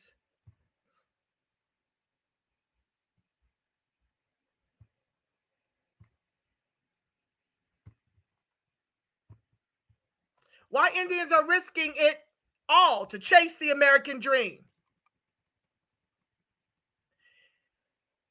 In October, U.S. Immigration and Customs Enforcement, ICE, sent a chartered flight carrying Indian nationals back home, marking a growing trend in deportations to India. Let's look at this article. It's dated November 24th of last year. This was no ordinary flight. It was one of multiple large-scale removal flights carried out this year, each typically carrying more than 100 passengers. The flights were returning groups of Indian migrants who did not establish a legal basis to remain in the U.S. So now what they're doing is lying. They're lying so that they can establish a legal basis to remain here. According to the U.S. officials, the latest flight carrying adult men and women was routed to Punjab, close to many deportees' places of origin. No precise breakdown of hometowns was provided. In the U.S. fiscal year 24, which ended in September, more than 1,000 Indian nationals had been repatriated by charter and commercial flights, according to Royce Bernstein Murray, Assistant Secretary of the U.S. Department of Homeland Security. That has been a part of a steady increase in removals from the U.S. of Indian nationals over the past few years, which corresponds with the general increase in encounters that we have seen with Indian nationals in the last few years as well. Ms. Murray told a media briefing. Encounters refers to instances where non-citizens are stopped by U.S. authorities while attempting to cross the country's borders with Mexico or Canada. As the U.S. ramps up repatriations of Indian nationals, concerns grow about how President-elect Donald Trump's immigration policies will affect them.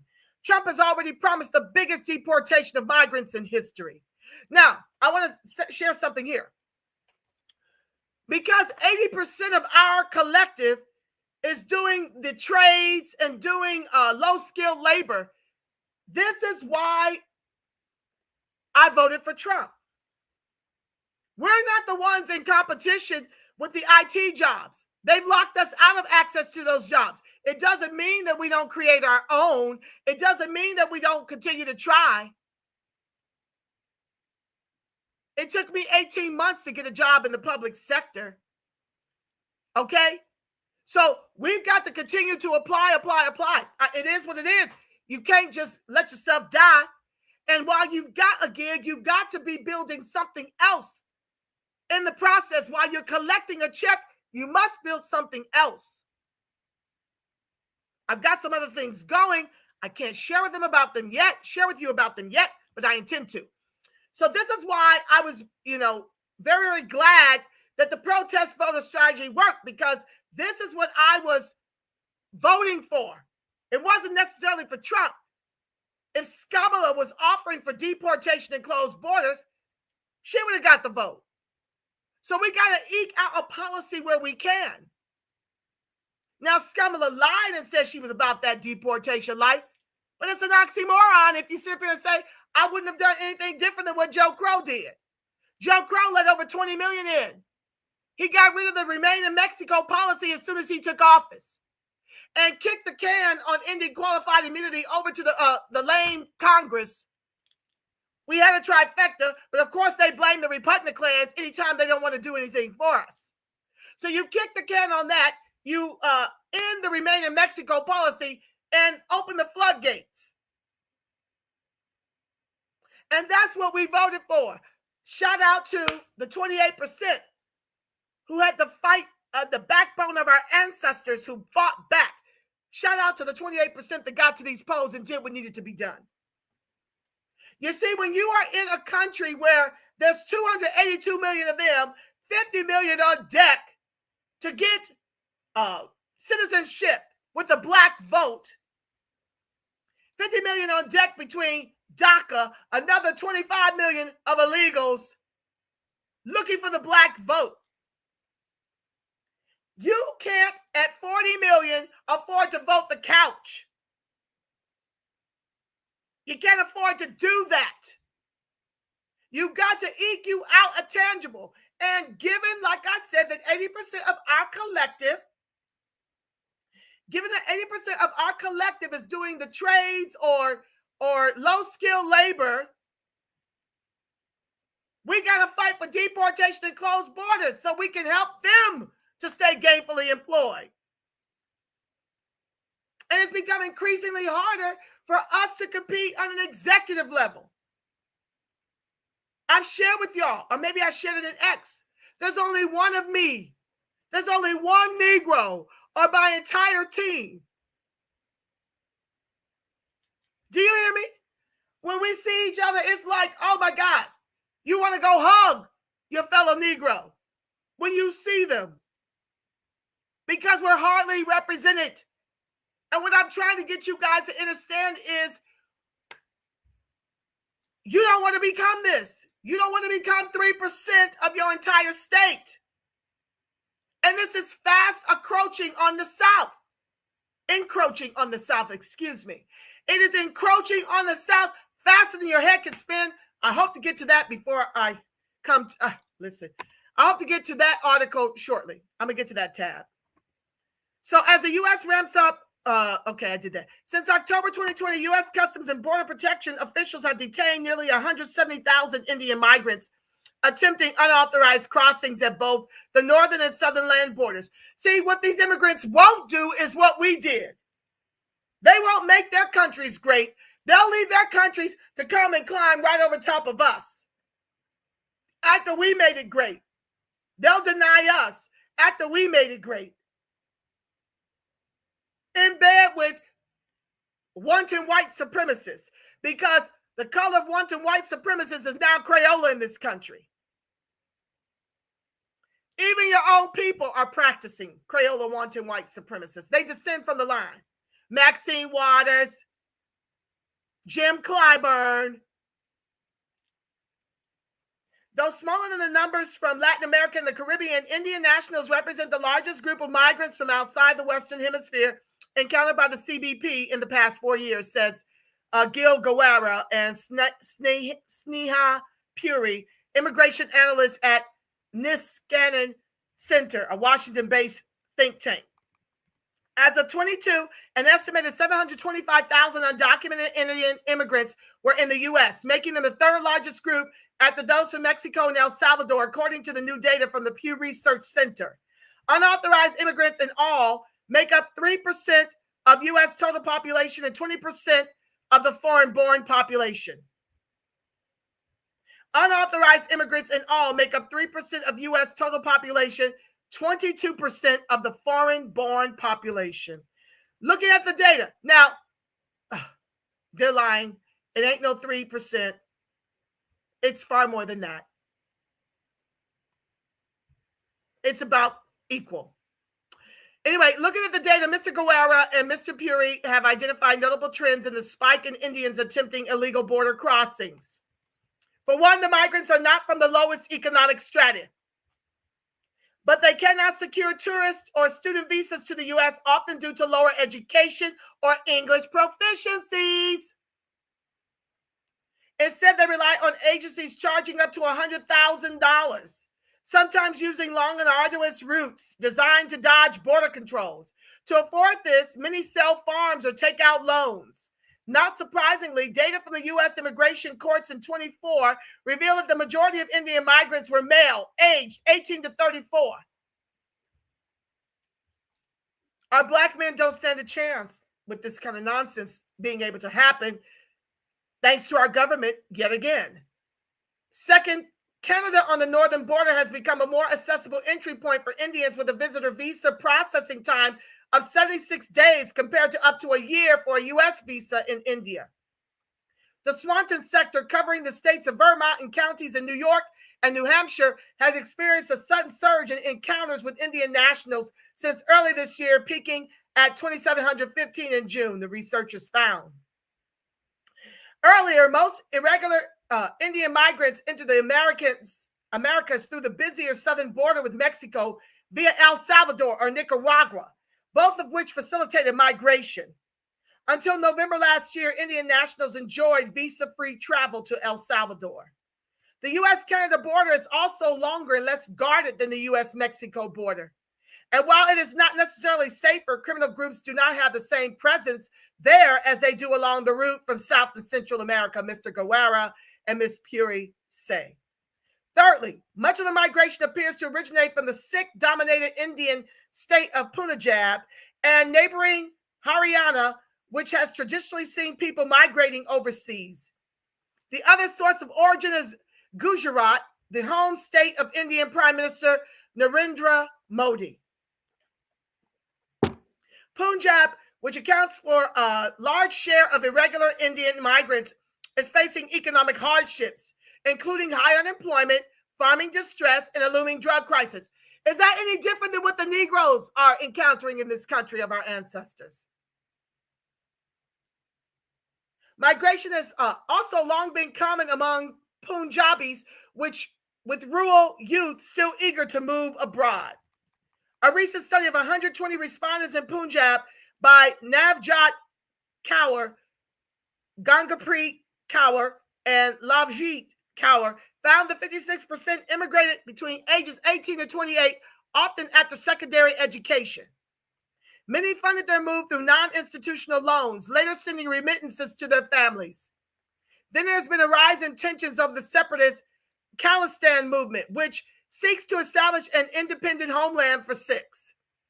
This has caused fear from some Sikhs in India about being unfairly targeted by authorities or politicians. Sounds very familiar. Sounds like the Negro in America. These fears may also provide a credible basis for claims of persecution that allows them to seek asylum, whether or not true, says Ms. Puri.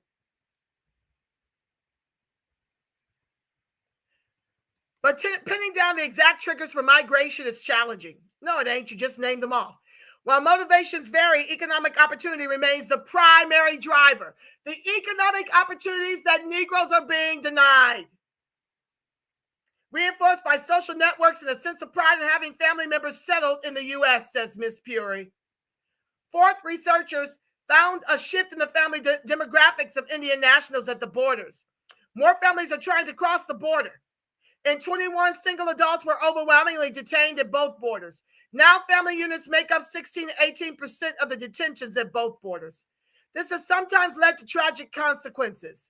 In January 22, an Indian family of 4 part of a group of 11 people from Gujarat, froze to death just 12 miles, 39 feet from the border in Canada while attempting to enter the U.S.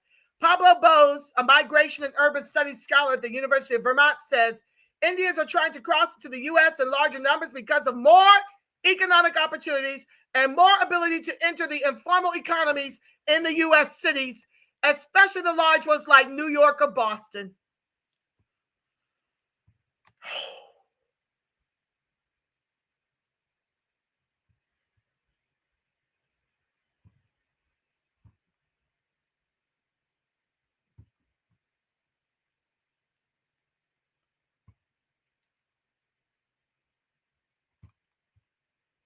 I'm sharing something.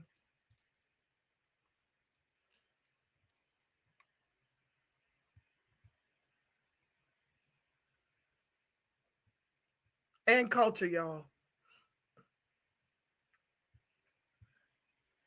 The reason we are sensitive to racism is for one issue and one issue only, and that is how Black Americans were treated in this country.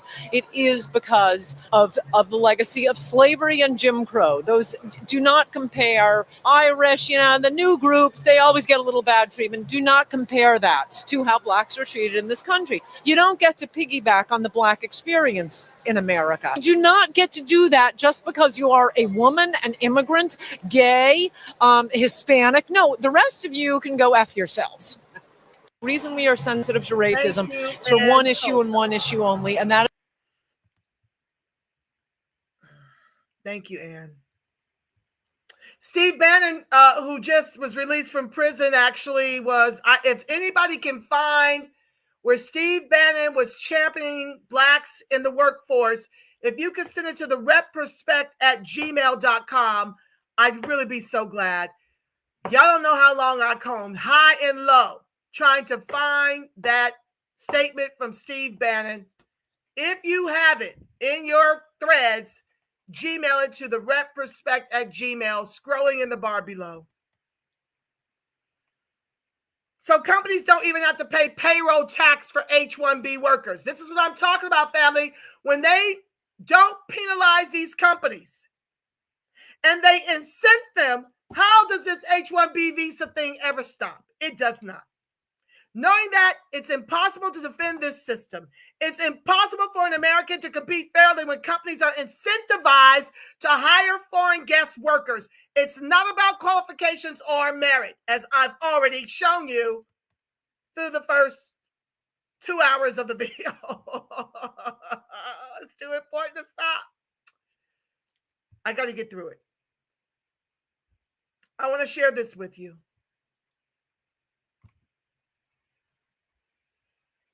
Please be sure to like, share, subscribe, turn on your notifications. Welcome to the live.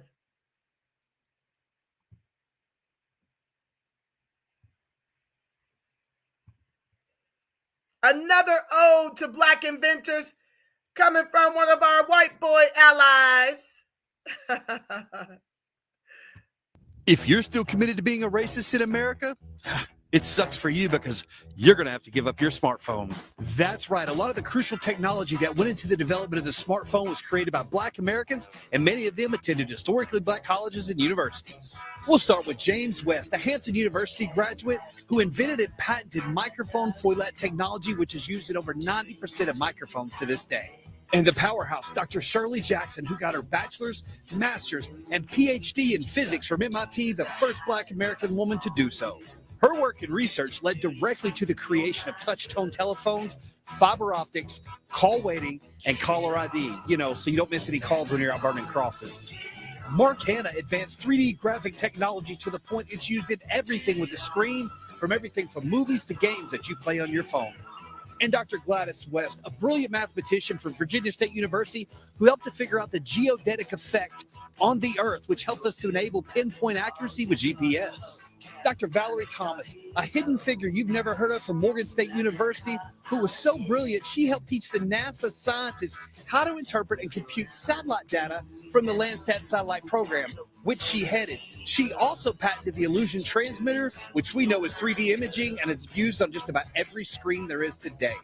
Lisa Galofter, one of the most well-known Black American female tech leaders in the world. Her and her team are the ones that came up with the animated GIFs that you love to send to your friends. And Mark Dean, one of the chief architects of the first gigahertz computer chip, the first IBM PC, the color monitor, and the industry standard architecture system, aka the ISA. And the OG of them all, Jesse Eugene Russell, a Tennessee State University graduate who led the team at AT&T to create digital wireless networks, taking us out of the radio and analog age into the digital. It's how we use mobile data to this day. And since we know that racists are never hypocrites, we're going to set up drop-off bins in your town where you can drop off these smartphones that there's no way that you can use anymore, so we can give them to people who can appreciate the men and women who created the technology behind it. Have a great day. Thank you, white boy ally. Yes, and thank you, ancestors. The living and the deceased. Thank you. I want you to tell me which of these immigrants can top our contributions to building the wealthiest country in the world. Put in the chat.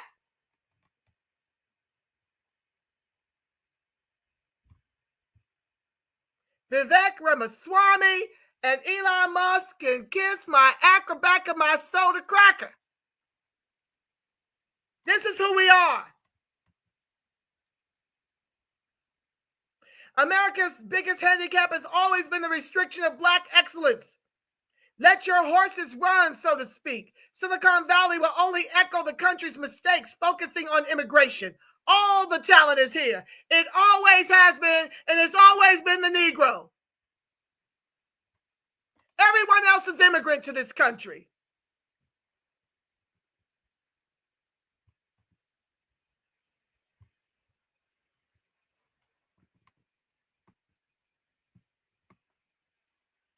H-1B visa grift equals tech companies get cheap labor, drive down wages for U.S. citizens. American taxpayer gets to pay for chain migration plus cost to take care of their elderly family members, plus educate foreign children into perpetuity.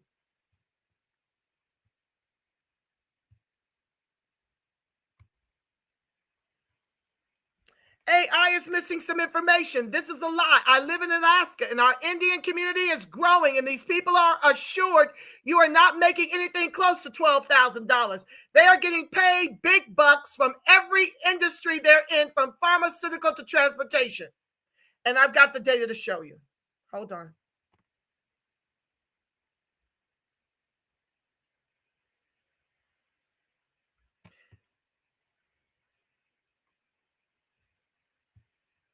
Just a second, family. There's some things I've got to skip. It's just going to be a forever show if I don't skip some of this stuff. Oh, my God. Okay.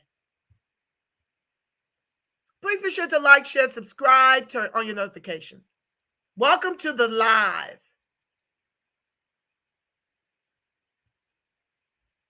Oh, just a second.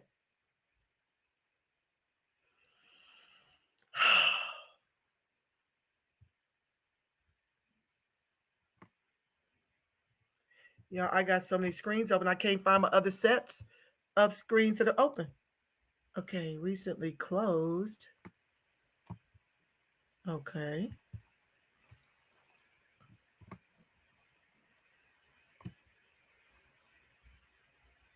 No. Okay. Hold on, guys. My apologies. I'm not very technical when it comes to all these screens. But I got a few more things I got to share. I'm trying to make this into one video. I will be getting to your comments. Thank you for keeping it lit over there like y'all always do. I just need your patience, okay? I don't want to lose a live doing too much. Trucking, okay. So those are recently closed. Where are the other ones?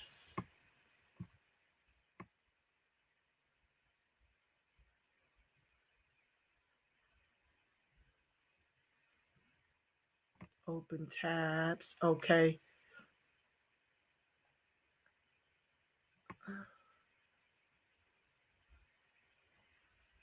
recently closed. Where are the other ones?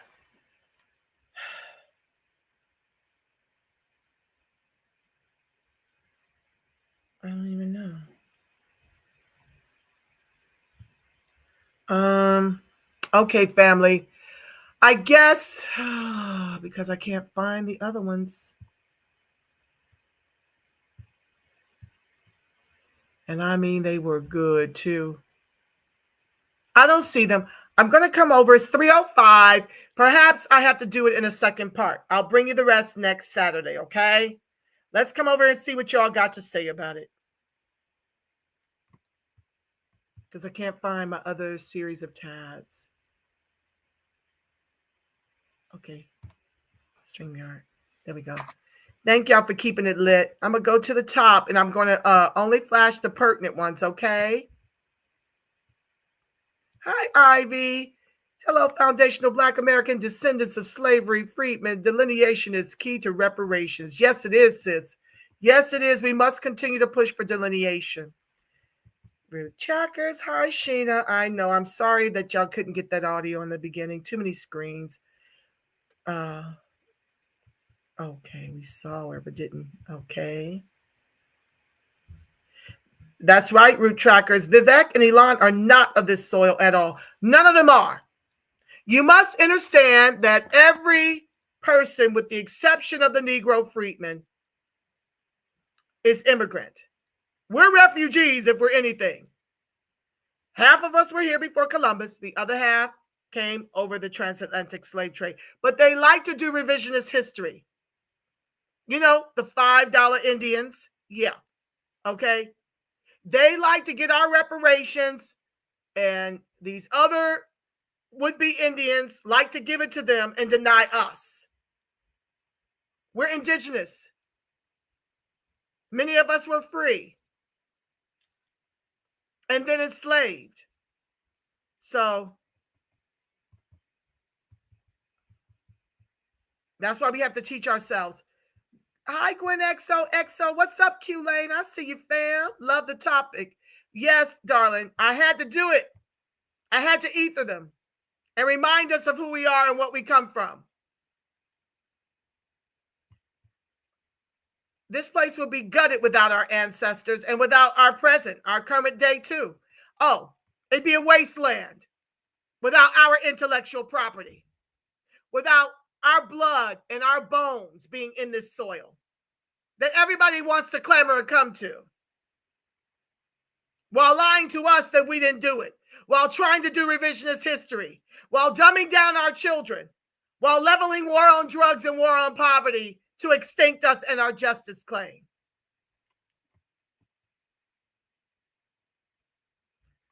Yes, please, share. You must. I'm being shadow banned. They won't even monetize my videos. They won't let me monetize. So please, if you feel so compelled and you're benefiting from my contribution here, please Cash App to $TRP-TV. I could definitely use your gifts. And I thank you to those who've already donated to the channel. Thank you so much. I appreciate you. Yes, Gwen, we must build generational wealth, but it's a challenge when you're being redlined out of even employment. Build it from what? That's a challenge. That's a challenge without the reparations. The egregious racial wealth gap is just widening. It's just widening thanks to our government. It's getting worse through mass immigration. I'm opposed to mass immigration. I feel there needs to be a moratorium on mass immigration. And of course, I totally oppose illegal immigration. Nobody should be able to come into this country until the Negro is flourishing. That's just it on period.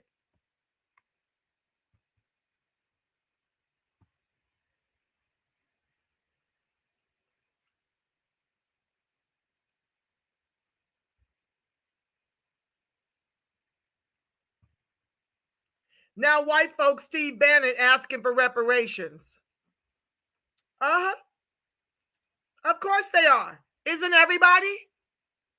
Well, we're being told no.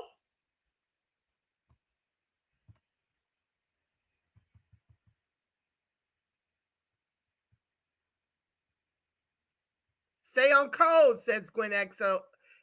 Well, we must. We must stay on code and we must move as a block. Hi, August Dreams.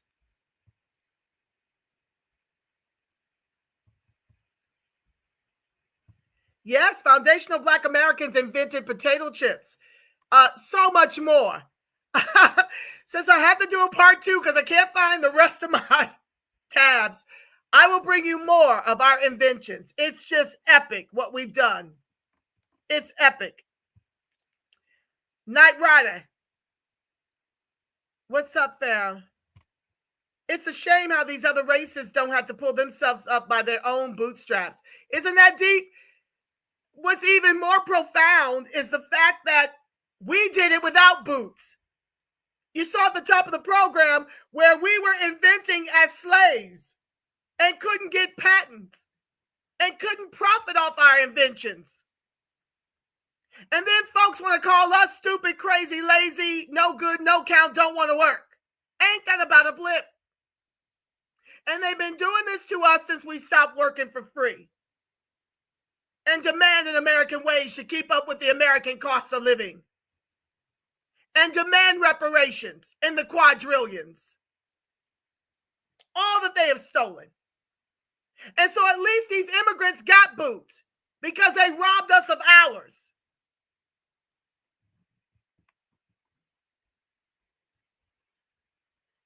That's right. Stop listening to Neanderthals from the Caucasoid Mountains. Hi, Queen Yasmin. Yes, we're brilliant people, baby. Yes, we are. Oh, I love seeing y'all over here cutting up. Okay, talk to him, sis. Okay. Hi, Hina, honey. I see you, fam. Hina, honey.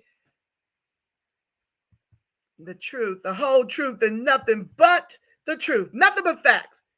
Shaul Arye, we the people of the book. All right now, that's true. Oh, thank you, Ivy Trees, for encouraging me. I did horrible. My technical skills are just, I need to learn to do better, but I thank you for being patient, and I thank y'all for staying. Shaul says, America is under judgment for what they did to us. Our reparations will be the fall of America. No, actually, to repair us, as quite a few of our white allies have said, would heal America. To repair us would heal this country. But other than that, it's going to fall like Rome, like you're currently seeing it implode right now. Mass deportation for these freeloaders. Absolutely. Go back to your countries the way y'all tell us to go back to Africa. We built the wealthiest country in the world. And y'all sit up here and tell us to go back to Africa if we don't like the fact that you're oppressing our people. But y'all won't go to y'all's countries and do for your countries what we did as chattel. Make that make sense. And then want to talk shit about us. Okay. Like I said, y'all are free to come over here and put in the chat your inventions, your technology, your STEM, your medicine. Put in every place that you invented anything. And prove me wrong. That you've not been given privilege and position over us. All of y'all immigrants. We're the exceptional ones. I don't know how many of these immigrants could achieve and accomplish the successes we have in this country with the government being complicit, piling on top of them. Which of these groups could survive it? You see them having a cow just from being called names. White folks can't handle the truth. We get everything leveled at us and still we rise.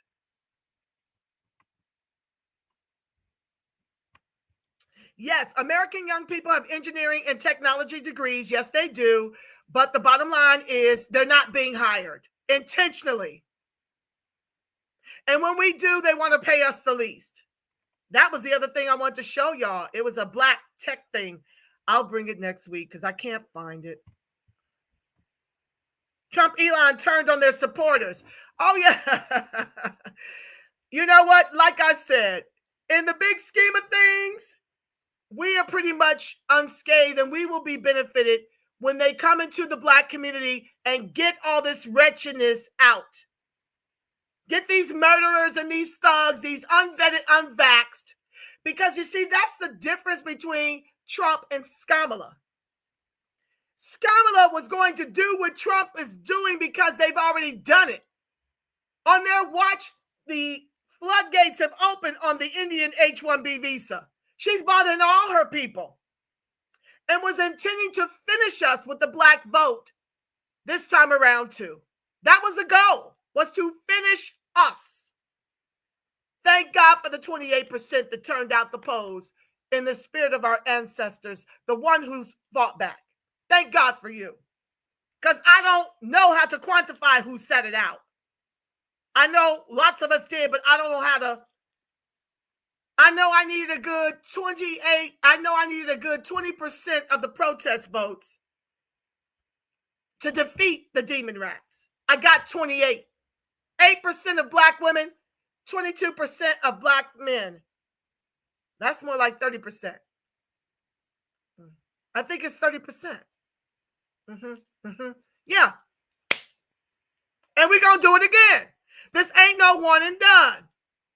In case you're wondering, we've got to defeat these demon rats for their intentional neglect and genocidal plans for the Black American Negro freeman descendant of the emancipated. They must be defeated until they feel it. Because right now they're in denial. Willful ignorant is what I call them.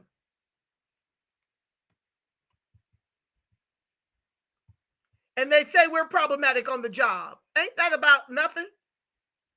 We're the best things to happen to the jobs. And what they're doing is they're using us, our intellect, to groom these stupid people that they're bringing into the country. Having us train them only for them to walk right over us and become our bosses. And then eventually there's so much pressure in these businesses, in the public and private sector, we're kind of forced out just to keep our sanity. Everyone's been calling Elon president. Yeah. Our history is the Bible. We're not just Negroes, we're Israelites. Voting for either side goes against us because we're putting our faith in man who have been our enemies over Yahuwah. Well, the bottom line is, when in Rome, isn't that somewhere in the Bible? To give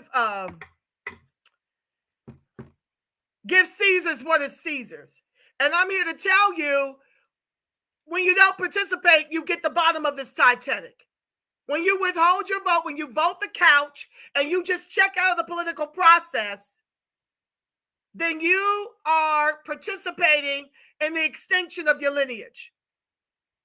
So yeah, I get all of what you're saying, Shaul, but the bottom line is we're in America in the 21st century, and we need to fight with the only commodity we've got left. I would venture to say that voting the couch and being politically lazy under the auspice of the Bible or what have you is how we became bottom caste in the country of our ancestors. 40% of us generally don't vote. We got midterms coming up. And generally we don't vote.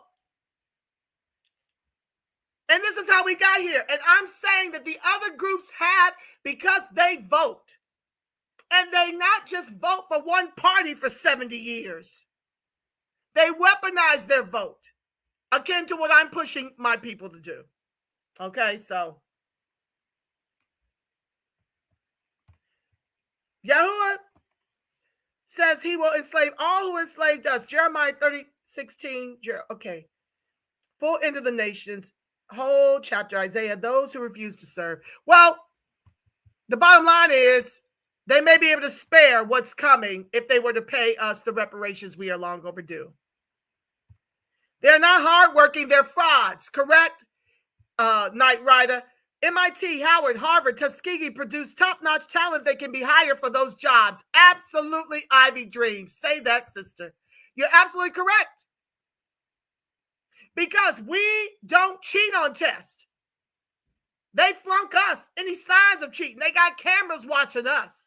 We've got to literally apply ourselves because we don't have the complexion for protection for cheating, for being frauds, which is how, Laura Loomer, if you're listening, y'all done built this country, white girl. Y'all robbed, you killed, you stole, you lynched, you moved the goalpost, you indoctrinated laws, you redlined, you massacred. That's how you got where you are, that you're now feeling the threat of and crying in your beer about because you were duped by Trump in the same way we were duped by Joe Crow, who promised and ran on ending qualified immunity. They're all liars. But like I said, I voted to protect 80% of my collective that is in the trades and in the low-skilled labor, because one of my upcoming videos is going to be about Negro love, marriage, and babies being a way to help your economic position. I'm going to be bringing that one. I'm still putting it together. Yes, we are hated all by all nations. Part of the curses in Deuteronomy 28. We shouldn't be surprised, fam. Shaul, I'm not surprised. I'm not surprised. I'm just stating the facts. I'm just giving my perspective. It's the reparationist perspective. I'm not surprised, but it does enrage me. Even if it's true, it still enrages me to see us continue to vote demon rats instead of weaponizing our vote to our own peril, because we don't understand how this is working. Identity and respectability poli tricks must die for us to flourish. We're here.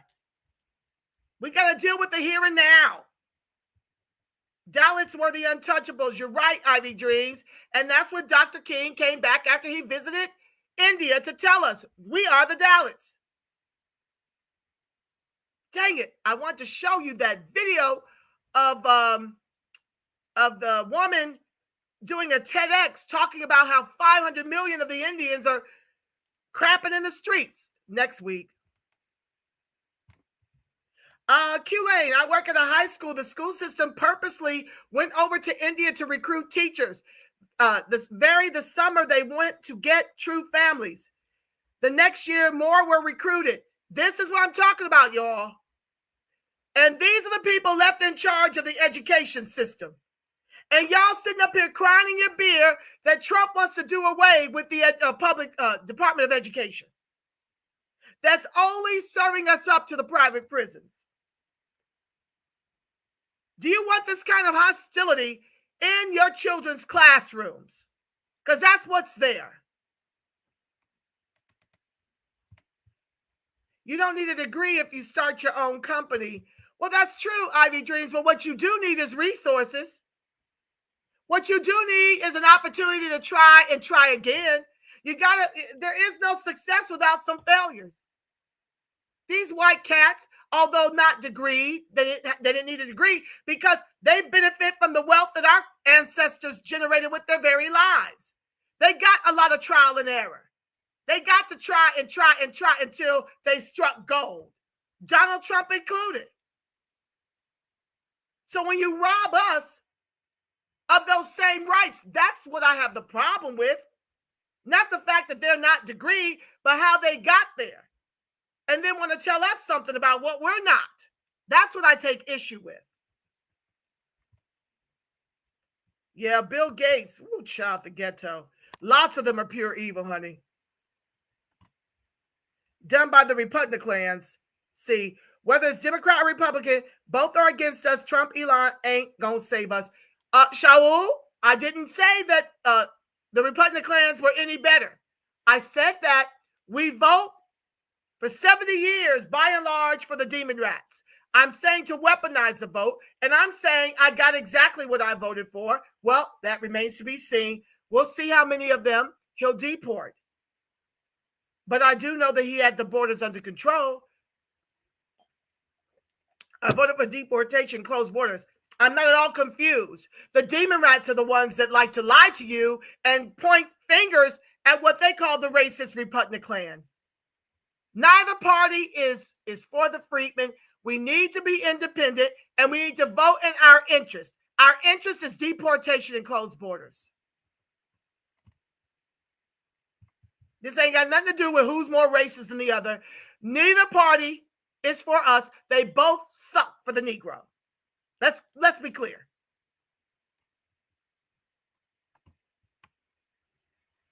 Oh, I did that one already. Hold on. Barbara Jordan talked about this. Thank you, Michael Penn, another ally. Barbara Jordan talked about this 32 years ago. Importing immigrants for cheap labor. NAFTA started under President George W. Bush Sr. in 92. Bill Clinton signed NAFTA into law in 93. Facts. I understand why cash payment reparations for Black American freedmen of chattel slavery, because saying thank you is not enough without tangible resources. Thank you, ally. I appreciate you, Michael. Tanya Princess, I ain't seen you in a while. Local is the worst, sis. Democratic Party finance our leaders to do nothing. Stop admonishing our people for rightful voter apathy. Okay, Tanya, you still on that dumb stuff. Okay, I can't with you. I don't believe that we have a rightful voter apathy. I believe we should be running for office. That's what we need to be doing until we get in there, because we're not going to make it like this. And voter apathy is a problem, because had Kamala been elected due to voter apathy, we'd be really done, more so than we are right now. This buys us an opportunity to at least tread water. We cannot afford. It's the voter apathy as to how we got here. Stay positive with Swanee G.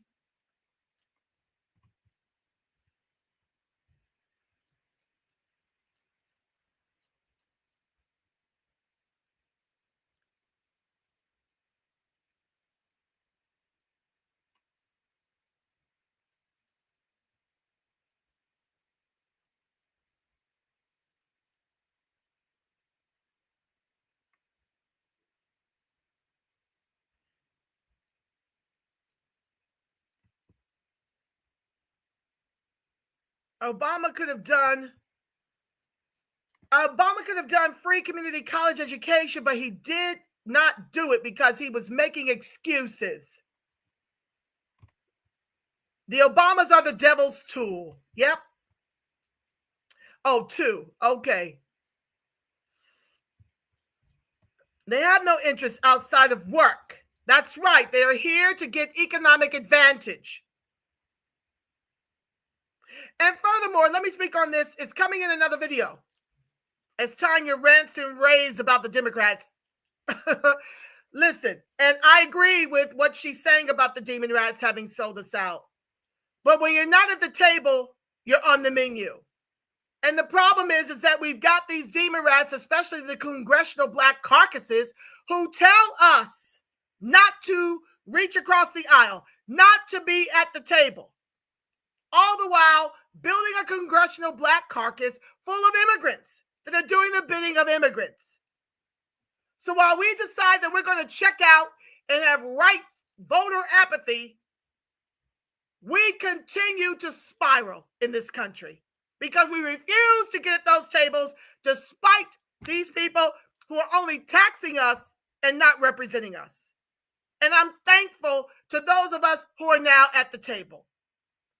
We also need to seize control of the commissions in our cities. Money earmarked and intended for us is being spent by immigrants on themselves. So there are things we can do. If you want a real solution, please Gmail me at thereprospect@gmail. If you want to be a part of a real solution in your community. There are ways to do it. I'm not going to disclose it here for immigrants to watch my video and run off and implement. I'm not doing that. But once you're properly vetted, I can share some things with you on how to get some things for your own community. But what we cannot afford to do any longer is to be politically lazy. And that's what we've been doing. Your right to voter apathy has rendered you in the fight of your lives to stave off extinction. That's what it's done. Voting blue no matter damn who to our own people's peril. That's what you guys have set us up for. Between voting blue no matter who and voting the couch. You didn't weaponize your vote. The American government has a lot of resources, but it makes excuses. Other countries take of their citizens. Well, they don't take them. These citizens want to be over here because the work has already been done by the Negro. So naturally, they want to be here. But if you were to go to their countries, you're not going to get the same treatment. America has more immigrants than any other advanced nations do. That's by design. White folks' numbers are cratering. So they've got to create more white folks to stay in power. That's what they're doing. The Asians had the SAT cheating scandal. Absolutely. That's what they do. These immigrant groups, not all, there's some exceptions, but by and large, they're doing what the white ones did before them. Cheat and scam their way to the top. America invests more in immigrants than it invests in Americans to get ahead financially. Basically, it's actually more expensive to invest in immigrants. It's actually more expensive. I'll bring the numbers next week, but it's more costly to bring in more immigrants than to utilize the talent you've got right here, especially amongst the Negro. It's costing them. One report from I'll have to bring it. One report said that the racism in this country against the Negro has cost the country $20 billion. So it's costing them more than it's helping them. They do it at every turn when we get a foothold. I'm an independent trucker. Blessings to the host in chat. Thank you. Indians need to either invest in their own country or go to several Asian countries in Europe. They should not come to America because our country is experiencing economic problems at home. Absolutely. Nobody wants to stay and build when it's already been done for them. And when they've got a government that's complicit in giving away all of our resources. That's why they're over here, because our government is complicit in giving the country to them. The reparationist perspective. I did not know that you applied for jobs in the public sector. What field in the public sector? Thanks. I really can't disclose that, Michael. We'll talk offline, okay? I don't want to disclose too much about what I do because, you know, a sister shares what she does and speaks for her people. You know what that leads to. We should indeed try and be ready for them to undercut and attempt to destroy what we build. Well, you know, the bottom line is we've got to make sure that we can protect our own interests. We know how they play. We know what they're up to. We know how they get down. We've got to be prepared for that, okay? We got to be prepared to protect ourselves and our interests. But looking to them is going to render you extinct. You're not going to make it if you're looking to them. If you have any semblance of a job right now, hold on to that and build something else. I'm building something else. I can't tell you what that is on a live, but I am building something else so that if anything were to happen, racism, then I'll be prepared to have something already in motion. All Negroes must do it. Especially while you've got anything coming in. Set aside what you need to build a business. You must. Because they're coming for the little you've got. They blame Republicans because Democrats do not want to give them credit. Well, I don't know who you're referring to right there. Also, white Europeans enter America illegally. And many of them are welcomed here as asylum seekers and refugees.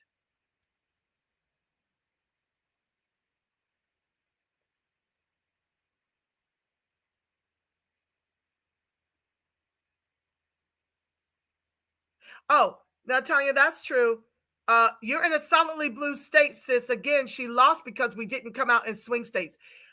Well, it's not that it's not the fact that you didn't come out in swing states. It's the fact that 28% of our registered voters voted for Trump.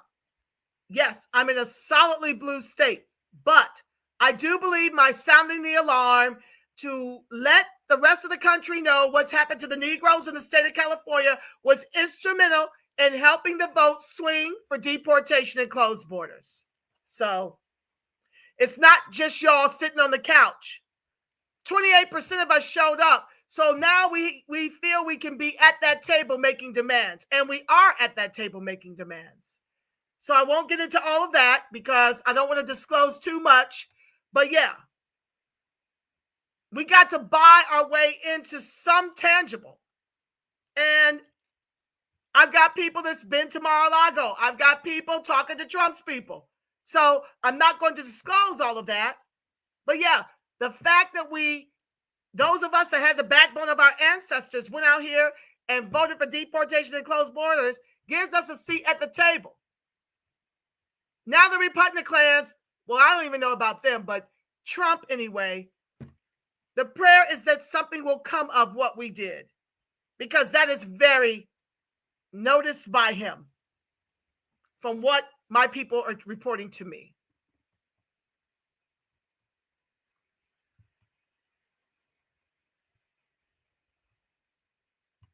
Immigrants make excuses about rebuilding their own countries. Once again, Michael, it's easier to come here where it's already been done. It's easy to come here where the Negro is hated and you're given our reparations, taxes, and Social Security. That's easier to do than to build where you're at. For all of them.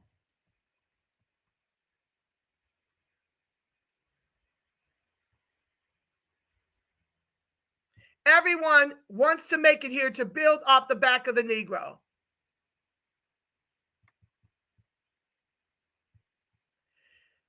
Right, they are likely from the Brahmin class, the highest caste class. That's right, they are East Indian Brahmin caste.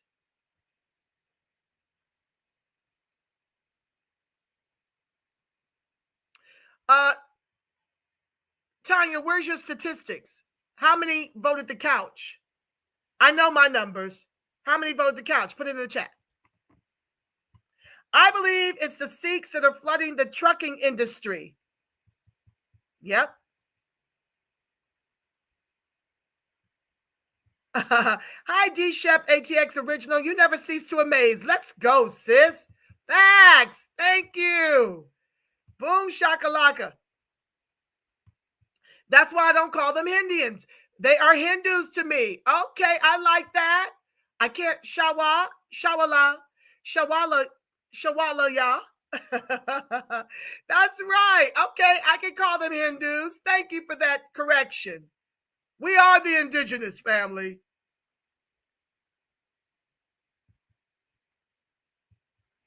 They know better.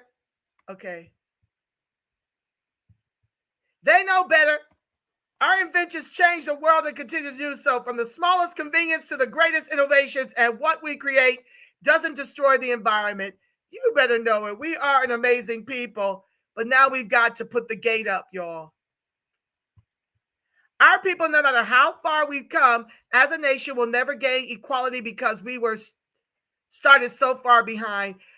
D-Shep, ATX Original, we got to really, we can't afford to have a defeatist attitude. It's not going to serve us. I mean, if I focused on how far behind we were, I would want to get out of bed. What would be the point? I got to fight with all my might in the spirit of the ancestors. Indeed, it is not the Most High's will until the appointed time. Psalm 8. Okay, he's doing Bible. Exactly, Angela. That's just what chlamydia was going to do. Wipe us out. Oh my God. I call her Scamala Gwen. You are so funny. Yes, that's what I'm trying to tell you. The difference between her and Trump, and it's ever so minute, I mean so slight, is the fact that the demon rats were going to bookend our genocide with unvetted, unvaxxed illegals being dropped in our communities and the elites coming from their countries. They're flying them in on night flights. These are the moneyed ones that are getting access to the jobs that pay the type of salaries to help make us whole so that we can be homeowners and get back to what we used to be before mass and illegal immigration. That was the intent. The crazy part is that they started us behind because we were already ahead. Yeah, absolutely. But they would never, look, I just showed at the top of the broadcast, they were never intending on letting us get ahead. Even when they had patent, they wouldn't allow us to patent our own inventions. They allowed the white slave owners to brag about our intellect while profiting off of that property. They didn't let us in until after we became free.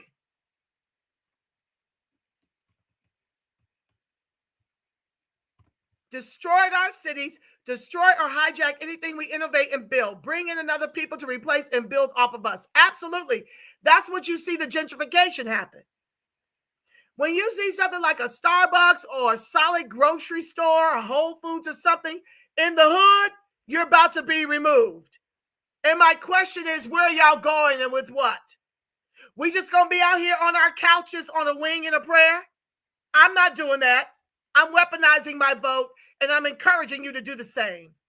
Turn out during your midterms, run for office, do what you must, especially if you're in a predominantly Black community. It's futile for me to run out here. We've already lost the war. What I'm trying to do is deter the same throughout the country. It's already fast encroaching on the South. And we have nowhere to go, and we don't have the resources, and ain't no country going to give us as good as we've given. This country has given away to the immigrants that come here. It ain't going down. You won't be in a 5-star hotel. You're not going to get a food card with thousands of dollars on it. You're not going to have that food card also give you a cash benefit in the thousands. You're not going to be getting jobs. You're not going to be giving cards. You're not going to be giving medical coverage. You're not going to be getting college education. You got to fight for this country, and you must weaponize the only commodity you've got left. Get your ass off the couch and find something to vote for. Because they're voting in their own interest, which goes against the interests of the Negro.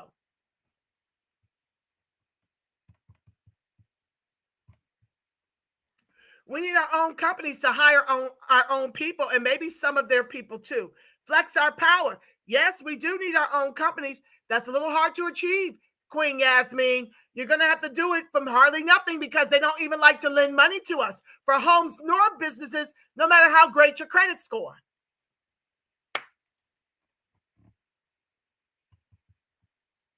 But we must do it by our bootless straps the way our ancestors have done that preceded us. We don't have a choice. I'm building my other business to employ my daughter, who's getting an HBCU degree, so that she don't have to fight and beg at the immigrant table. That's why you must do it. You must build your own so you can give it to your children and your grandchildren. I can make her a multiple 6-figure a year owner in my own thing.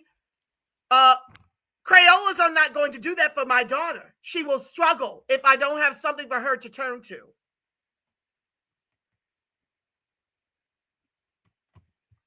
They have a true issue with the cheating from schools to driving tests. They are not held accountable for grouping up and sharing their work at all. At all, fam. You're absolutely correct.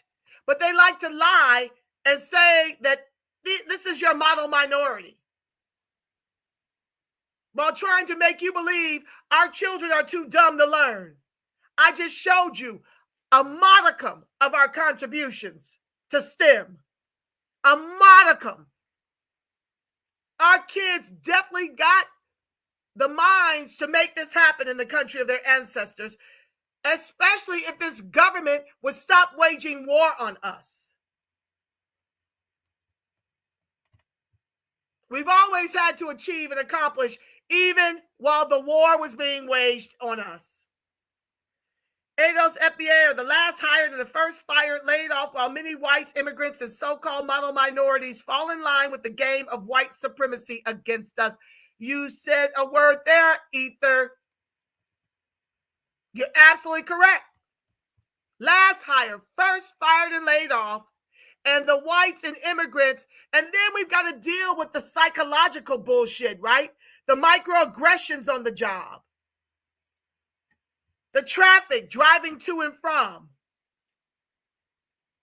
Dealing with the racism on the job from these people. All of whom are immigrant to this country. Because they're hiring you to say they did so. But now they've made black so flat that LGBTQ can fit, white women can fit, Crayola immigrants can fit. They all have got the designation of the minority that our ancestors fought and died for us to have the rights to the 14th Amendment. That's not for them. And culture told y'all. She don't give a damn. Go F yourselves. Like Elon told them white folks. Go F yourselves. I will go to war with you. He's got position now. He's got Trump on his H-1B visa plane. And worth about $400 billion. Trump want to be well taken care of. Because he's going to work in the interest of them. I'm just trying to tell you, 80% of our collective can't even compete at that level, degreed or not. They're not giving us a seat at those tables. You must create your own. Yet we continue to put faith in a system created to oppress and not uplift. We've been beholden to a party that has relished in us and using us to stay in power and discarding us like toilet paper. D-Shep, that's my problem with us. With Negroes niggardly voting blue no matter who to our own extinction. But that 28% keeps me hopeful. That was a huge turnout for black women and black men for deportation closed borders. And so that's the only reason why I came back live. I've been done for about 18 months dealing with this nonsense to vote the couch. With 282 million immigrants and 50 million more on deck with the black vote. And y'all want to play the couch? It's like playing roulette with the Negro line. You got me effed up if you think I'm going to sit out when I can clearly see a way to get some deportation and closed borders going for the 80% of my collective. I voted Trump as well. Well, thank you for being a part of the 28%. Thank you for getting up off your couch.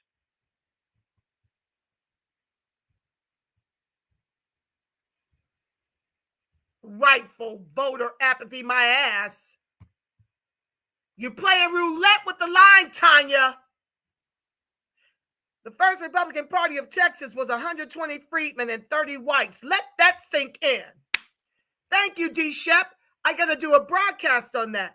He's absolutely correct. The first Republican Party of Texas was 120 freedmen and 30 whites. They co-opt and corrupt everything we do. Build that wall. The very wall that the demon rats tore down. While Tanya wants to couch surf. Other FBAs want to couch surf.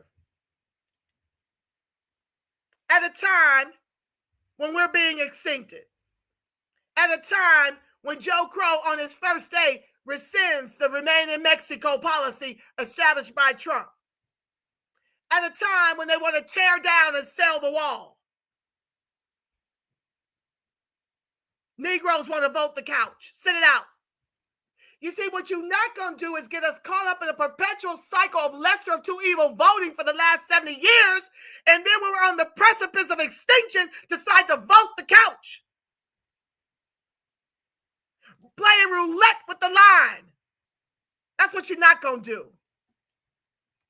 You can do it, but I'm going to speak against it because you can't measure it.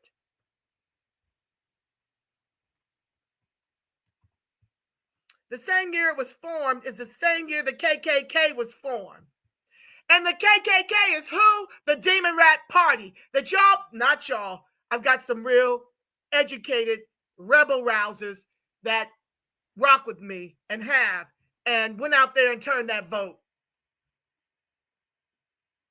I'm talking about the ones that vote the couch and the ones who vote blue no matter damn who. It's voting for the very demon rats that are the parents of the KKK, who have undermined us all the way to bottom caste. CBC ain't done nothing for us, and that broadcast is coming. And the reason being is they keep putting immigrants in charge. You don't see them coming out for any of our unarmed black men, women, and children who've been murdered by the race soldiers well beyond George Floyd. You don't hear them fighting for lineage-based cash reparations, but they will tell you to get over slavery. They will act to you like they're the model minority when they've been paid reparations to undermine us. They'll tell you that. I got something coming for y'all on that front. Next week, I got to finish this because I got too many other slides that I can't find. As someone that just moved from LA to Atlanta, yes, the country is turning into California. There it is, Darius. As someone that just moved from LA to Atlanta, the country is turning into California. Tanya, don't you tell me you ain't got nobody to vote for when Trump is for deportation and closed borders. Don't you tell me that. That's not who you want to vote for. But that's all we had between these two disgusting parties. The lesser of the two evil was Trump.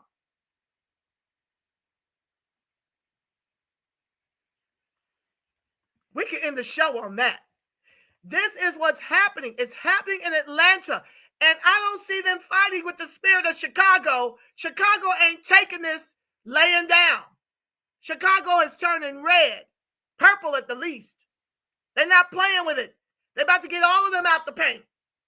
And that's what we need to be doing, showing up in record numbers during the midterms and voting for deportation and closed border candidates. And we need to be at those tables. We need to be running for office so that we can establish a Freedman caucus, because the CBC ain't ever been our friend. They ain't never worked on our behalf. How dare you have someone in office when Trump was in office who can openly admit on camera that we built this country, and you decide as the Congressional Black Caucuses that you're not going to have a seat at the table to eke out tangibles for your own people because they're not us. And the ones who are us has sold us out. And this is what's happening. All over the country, the nation is becoming Cali. Y'all need to call up Chicago Red in the ATL, Darius, and find out how they're turning it red.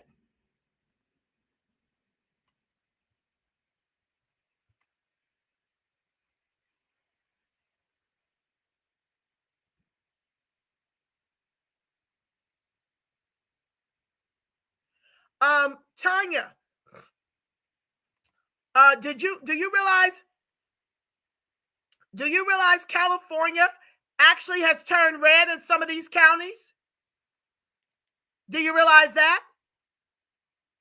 Yeah. We're on the precipice of being purple out here. The last time they were still counting. They still searching for votes. I believe they were using it as a way to steal the election out here for Skamala, because when I got to the polls, they told me my ID was not required.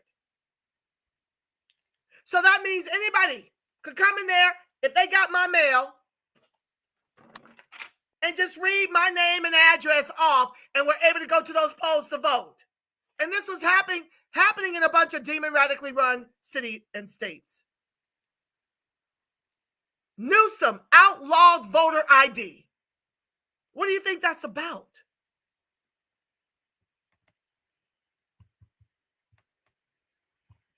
Californians are making a mass exodus to corrupt the values of southern states with their liberal cancer. D. Shep, listen. Black folks don't have a choice. The median home price out here is $1 million. I'm blessed to have gotten in before this turn of events. Yeah, I'm blessed. And there's a few of us still holding on. But yeah, they're making a mass exodus. I pray that they aren't able to corrupt the values of southern states with their liberal cancer. This is why, it's unfortunate, but you've got to find your deportation closed border candidates, because more than likely they are opposed to a lot of the diabolical things like abortion, like transgender rights, things of that nature. You don't want them co-opting and corrupting and turning your states blue. You got to fight. You have no one to vote for in red states. So everybody in a red state is for mass illegal immigration. Is that what you're saying? This ruthless. Yeah, they almost did assassinate Trump, but he's still here. Erie Blackfire. What's up, fam? And send the money send their money back home to build their castles and die in comfort. Meanwhile, come on with that truth, Erie Blackfire. This is why wanton white supremacists is hurting them. The grave they dug for us is the one they're resting in. You're denying and living off the fruits of our ancestors' heinous chattel slave labor and denying us. And now look at you being denied. Boomerang. And that's why I'm saying reparations is the solution, because we at least will spend the money to help build America. But these white folks would rather die than to see us whole. And die you shall. Yeah, this is what she don't understand, Queen Yasmin. California damn near turned red because of my protest voter strategy, Miss Thing. You better look up your data before you start spewing this nonsense in my thread. As a matter of fact, you should go and start a thread to push your sofa, because I'm pushing weaponization of this vote. Eking out a tangible that's huge to our collective. Deportation, closed borders. If you ain't got nobody to vote for, run for office. But this bitch almost turned red. And I would venture to say it did turn red. But when you got a whole governor outlawing voter ID, makes it easy to steal the election. Hi, Satra. At Darius, South Fulton, Georgia is all black, but they need political education. We need a coalition to rebuild in the majority of black cities and counties. DM Satra, Del Reed 360. That's what's up, y'all. Y'all got to get to work. Oh, yes. Okay, Tanya, thank you. You didn't vote the couch. She voted third party. I'm very proud of you. I voted third party. Trump didn't need our help in the red states. Well, that's cool. Guess what? Even third-party voters made a way. I'm not saying that the couch was futile. I'm saying that it's roulette. I'm saying it's roulette with the line. You showed up to vote. At least you can vote locally, too. So thank you for at least a third-party vote. Thanks to all that voted third-party. Thank you, Tanya. She votes strategically. Well, that's good to know. I thought you sat the couch out. That was going to upset me greatly, because I'm very upset that a large part of us voted the couch. I feel like if we can show stronger numbers for deportation and closed borders, that we can actually get more from that table. 28% is commendable. It took me 5 years to help encourage the vote that way. And so now I'm working to defeat Wes Moore out of Maryland. He's an immigrant, even though they claim his mama's African-American. Don't give a damn. It's another Obama-Michelle combo, and it's not going down as long as I got anything to say about it. I'm here in the blue state, so yes, I was fighting to turn it red. I'm determined to get to those polls every time. I don't sit the couch. I weaponize my vote and socialize my suffering. Because when the demon rats have a trifecta, we're the only ones in distress. And that's just on period. Thank you, Tanya. I'm not going to scream at you no more. I thought you voted the couch. At Shep, ATX Original, equality does not project us. Equity reparations helps our community. Reparation, equity, Freedmen Bureau, land, retribution, protective class, no further of future harm. That's right. Teach, Satra. It's good to see you, fam. I must have missed that because I was scrolling past some of Tanya's stuff. She's going, oh. Tanya, I definitely agree with you about the 2020 hijack. Oh, if you talk about the election, it was definitely hijacked. It was easy to do under the auspice of the pandemic, right? I can't talk much about that because what ScrewTube does is listen to everything I say to find a reason to demonetize and to erase my videos. That's what they do. So I can't talk about that unless I speak the whole lesson to y'all in Pig Latin, okay? Ovid K, Axve, like that. y'all don't want to be sitting up here trying. What's she saying? They said 15 million Dems voted the couch. Okay, but what percentage of that Satra was the Negro freedmen? Do you know? That's a sizable number. I don't think the Negroes can afford to vote the couch ever. I believe that voting the couch is how we got here. Because when you vote the couch and the rest of our electorate is voting blue no matter who, you see us where we are? Bottom caste. I don't agree with it. Check out Kashama Sawanat and Jill Stein maybe starting a new party, a working party. Jill Stein lost me at supporting abortion and not agreeing with deportation, closed borders. No.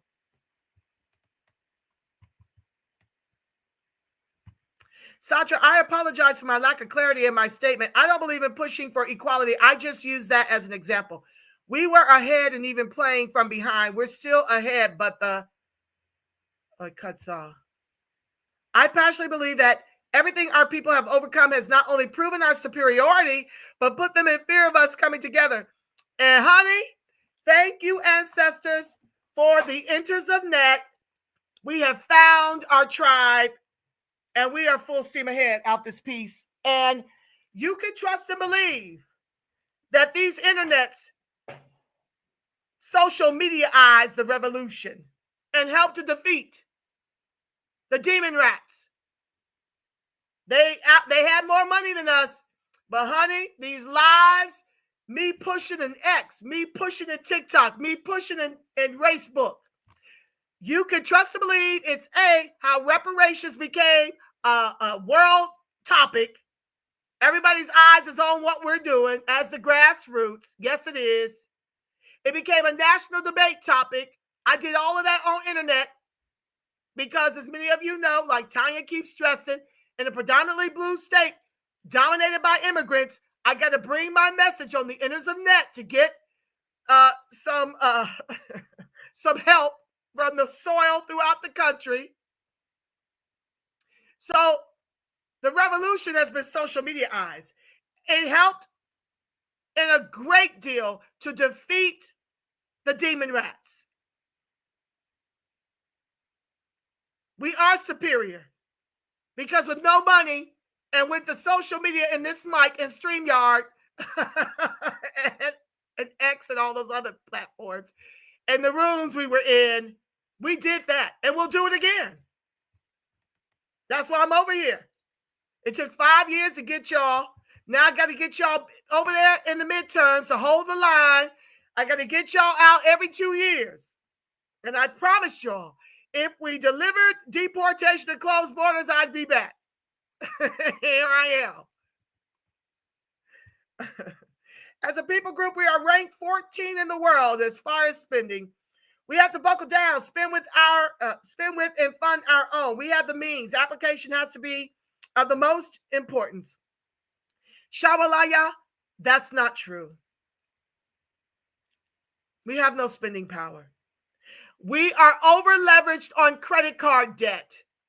And we like to look and play the part. But they're lying to you. Those numbers are not accurate.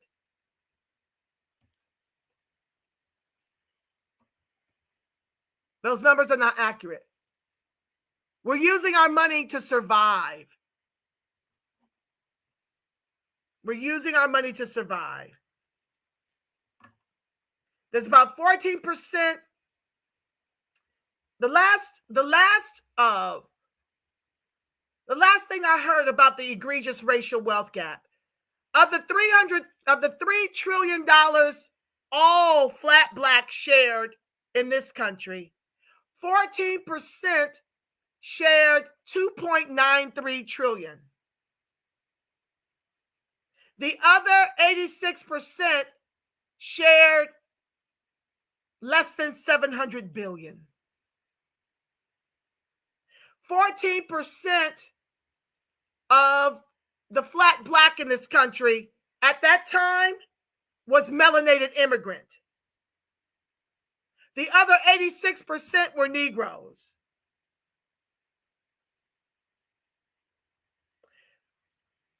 Crayola, wanton white supremacists, shared at that time over $100 trillion. Less than 700 billion for 86% of us. And that's been since, I want to say 2019. I've not looked at it since then. But what I do know is that since the pandemic, it's that egregious racial wealth gap has only widened. So please stop believing the hype. We're over leveraged on debt. We have to stop them lies, because when we lie to ourselves that way, it's put out there to make us believe if we stop buying weaves and acrylic nails and Ciroc, that we can somehow close a racial wealth gap that's in the trillions. And that's simply not true. We can't save our way out of this intent. We can't save our way out of it.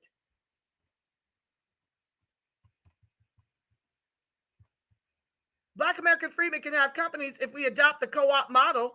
Everyone put in sweat equity, everyone gain economically. Yes, Satra Del Rey 360, I believe in the cooperative model. We can eliminate food deserts, buy up our downtrodden neighborhoods, and fund education for our people if we sacrifice and stop buying into materialism. Once again, we don't have money to do that, and they're not lending to us, shawalala. They're not, shawalaya. They're not doing that. Hi, Marquise. Welcome to the live.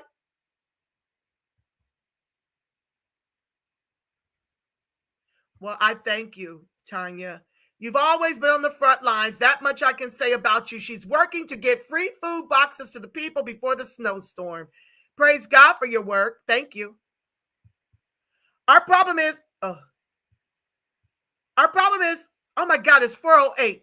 Our problem is those that continually and purposely cause division amongst our people for fear of the day we stand together. Well, we must stand together with that knowledge, and that's what we're doing. We're doing it, fam. Keep leaning in on what you want to see the outcome be, and don't give up on your people. Our voter turnout in Georgia and Michigan was key to this loss. Okay.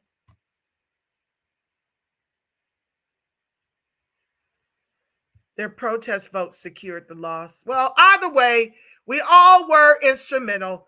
And I'm not taking anything away. I'm just saying it's not, voting the couch is not a strategy. It's not a winning strategy. We've been doing that for 70 years, only coming out for Obama. And we're in the fight of our lives to prevent extinction. I would venture to say it's a failed strategy. Thank you, Satra. Please stop voting for the couch. You have local, state bills, and voter initiatives to vote into law. Vote and advocate that citizens can put bills on the voting ballot. DM Roger Meadows to learn more. Thank you, Satra. Jesus.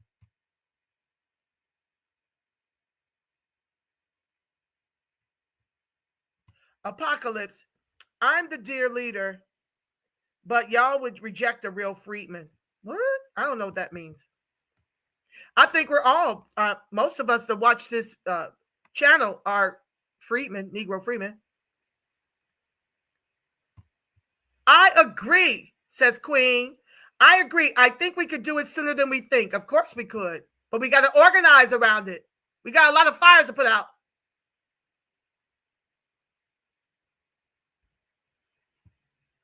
Can you expound on that, Apocalypse? Did I say apocalypse? I don't know.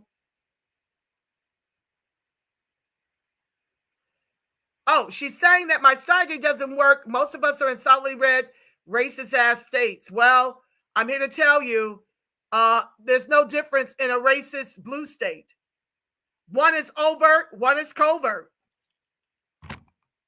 You don't think our people are fleeing because we're loved here, we're valued here? You'd be hard-pressed to find us in the banks, in the grocery stores, in communities that used to be solidly black. So you got to find, that's why listen, if it was Vivek Ramaswamy on the ticket in Skamala, I would not be voting the president, but I refuse to vote the couch on local initiatives. Because voting the couch means you're not there to vote this nonsense out. And what you set yourself up for is a bunch of Crayola wanted white supremacists who are participating in your economic genocide. All you're doing is being taxed. And I'm saying that it's a failed strategy to continue your voter apathy. I don't care that you're in a racist red state. I'm in a racist blue state. If Cali fought back like Chicago, things would have been very different. Well, this is the problem with interracial sexual access.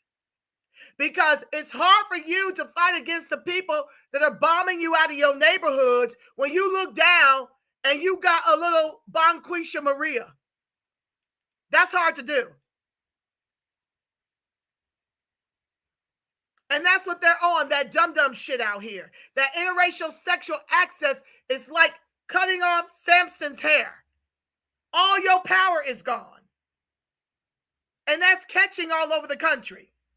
Instead of Negroes marrying Negroes and bringing both incomes into the household to stop the hemorrhaging of yourselves economically and producing brilliant, beautiful Negro babies. That's what happened out here. And it's not that they didn't fight. They did. But by this time, the government was already complicit in replacing them with the very immigrants to deny them access to equality out here.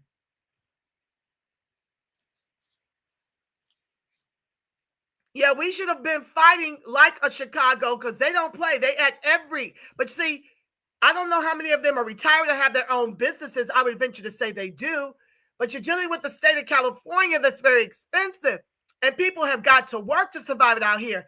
I see Chicago red at just about every city council meeting, giving them the blues. Most black folks throughout the nation, most Negroes don't have that luxury.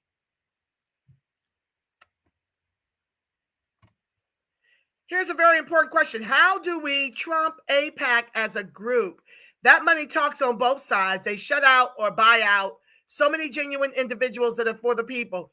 Shawalaya, the way we do that is to unite. Because look at the billions Skamala threw at that election, threw at celebrities to keep us asleep. But in numbers, we were able to defeat them and swing the vote for deportation, closed borders. Whether you vote the couch, whether you vote third party, or whether you came right with your missile down the middle and voted for Trump. That's the way we defeat AIPAC, in part because, like you said, they operate on both sides. But the area where 80% of our collective need a way to survive is these low-skilled trades, the construction sites, places where black men used to be and were able to flourish in the factories, in the plants, things of this nature. And we need to fight for rights to that table since they've upended affirmative action that was no longer working for us. It was benefiting white women, LGBTQIA white men, and immigrants. This DIA nonsense that you got a bunch of melanated immigrants fighting to hold on to because they're no longer benefiting from that. We weren't benefiting. That was them. That's why blackness is our ethnocide, because you're making black about skin tone instead of ethnicity. And we see you, OMB. We see you, government. So we're stronger together, and we just got to continue to push until we get more. I'm working to get more of an upset. We'll see who's running in 28, but I'm looking to defeat the demon rats for a while. Tanya Princess, are you in Georgia? She's not in Georgia. DM Satra Del Rey 360 to establish a group and coalition to change laws in majority black cities and counties. Do not just look to ATL. South Georgia have a lot of black cities. I love you for doing the work, Satra Del Rey 360. Y'all need to DM her. If you're in Atlanta, if you're in Georgia, period, please, please, please reach out to Satra Del Rey 360. She is being the solution out there.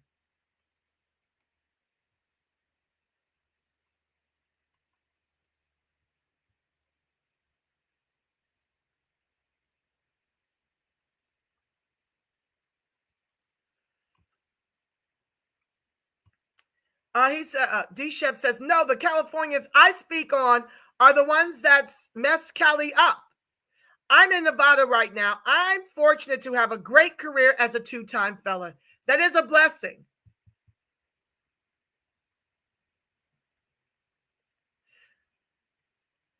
Tanya,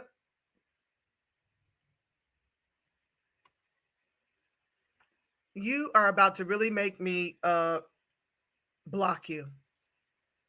I think I will. I'm sorry, sis. I can't do you right now. Go create your own channel. I'm done. That last one was, yeah. I'm not even going to repeat it.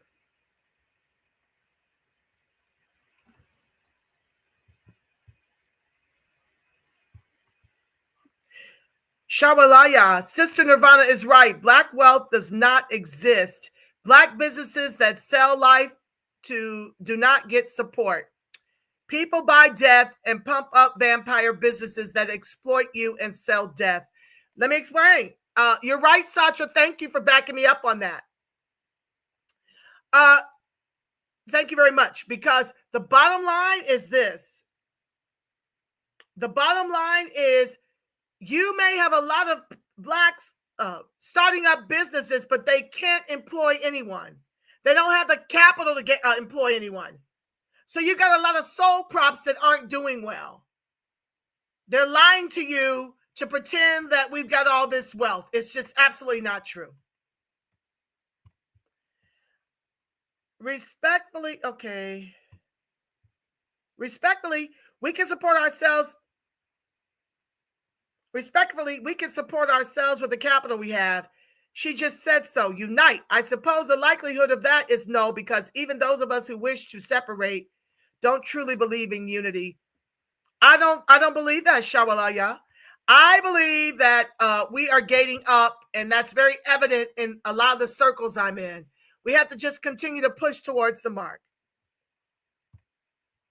Okay, Shawalaya, APAC admitted to going to our schools and getting our geniuses to join the CBC. Our retired teachers, parents, and black citizens have to gatekeep our schools. She's absolutely right. I discussed that. I think it was in last week's episode. Is this 3? Yeah, I think I raised that. I showed a video of that. I think it was in episode 2. Go check those out. This is why we do it through co-ops. Yeah, we have a lot of work to do, family. We really do.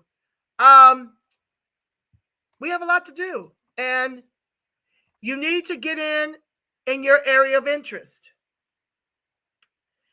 You really do. You need to come together, and you need to fight with everything in you.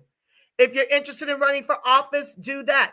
If you're interested in fighting for school choice, do that. If you're interested in being at the tables of the Republicans so that you can eke out some tangibles for yourself, unakin to what the CBC fails to do on our behalf, do that. If you want to start a freedman party, do that. if you want to start a co-op, if you want to be in education, we are needed everywhere. It is a 10-alarm fire on the Negro. But I have every confidence in who we are as a lineage and what we've flourished through and what we survived, that we can turn the Titanic around and we can put ourselves over the top. I believe in that, and that's what gets me up every day to continue to fight on behalf of myself, my daughter, my family, my friends, and yours. So I thank you so very much for joining me today. I greatly appreciate your time. I want to put a covering over us. I want to share with us, and if you're not a spiritual person, you don't have to hang on for this part, but I do it at the end of every broadcast because it's important that we be covered in this very never-ending work. We need our spirituality, just like the ancestors relied on to get them through tough times, as I've shared with you how challenging it was. In part, I'll bring the other series. It'll probably be about as long, maybe a little shorter. I've got some other things to share with you. I'll bring that to the broadcast next week in part 4 of As the Nation Goes the Way of Cali. Where are Negroes going and with what? With that being said, family, the light of God surrounds us. The love of God enfolds us. The power of God protects us. And the presence of God watches over us. Wherever Negro freedmen and its allies are, God truly is, because, family, you are the face of God. Yes, you are the voice of God. You are the body temple of the Spirit of the living God. Until we meet again next Saturday, 1 o'clock Pacific Standard Time, I'm believing for each and every one of us a ton of peace, love, and reparations, family.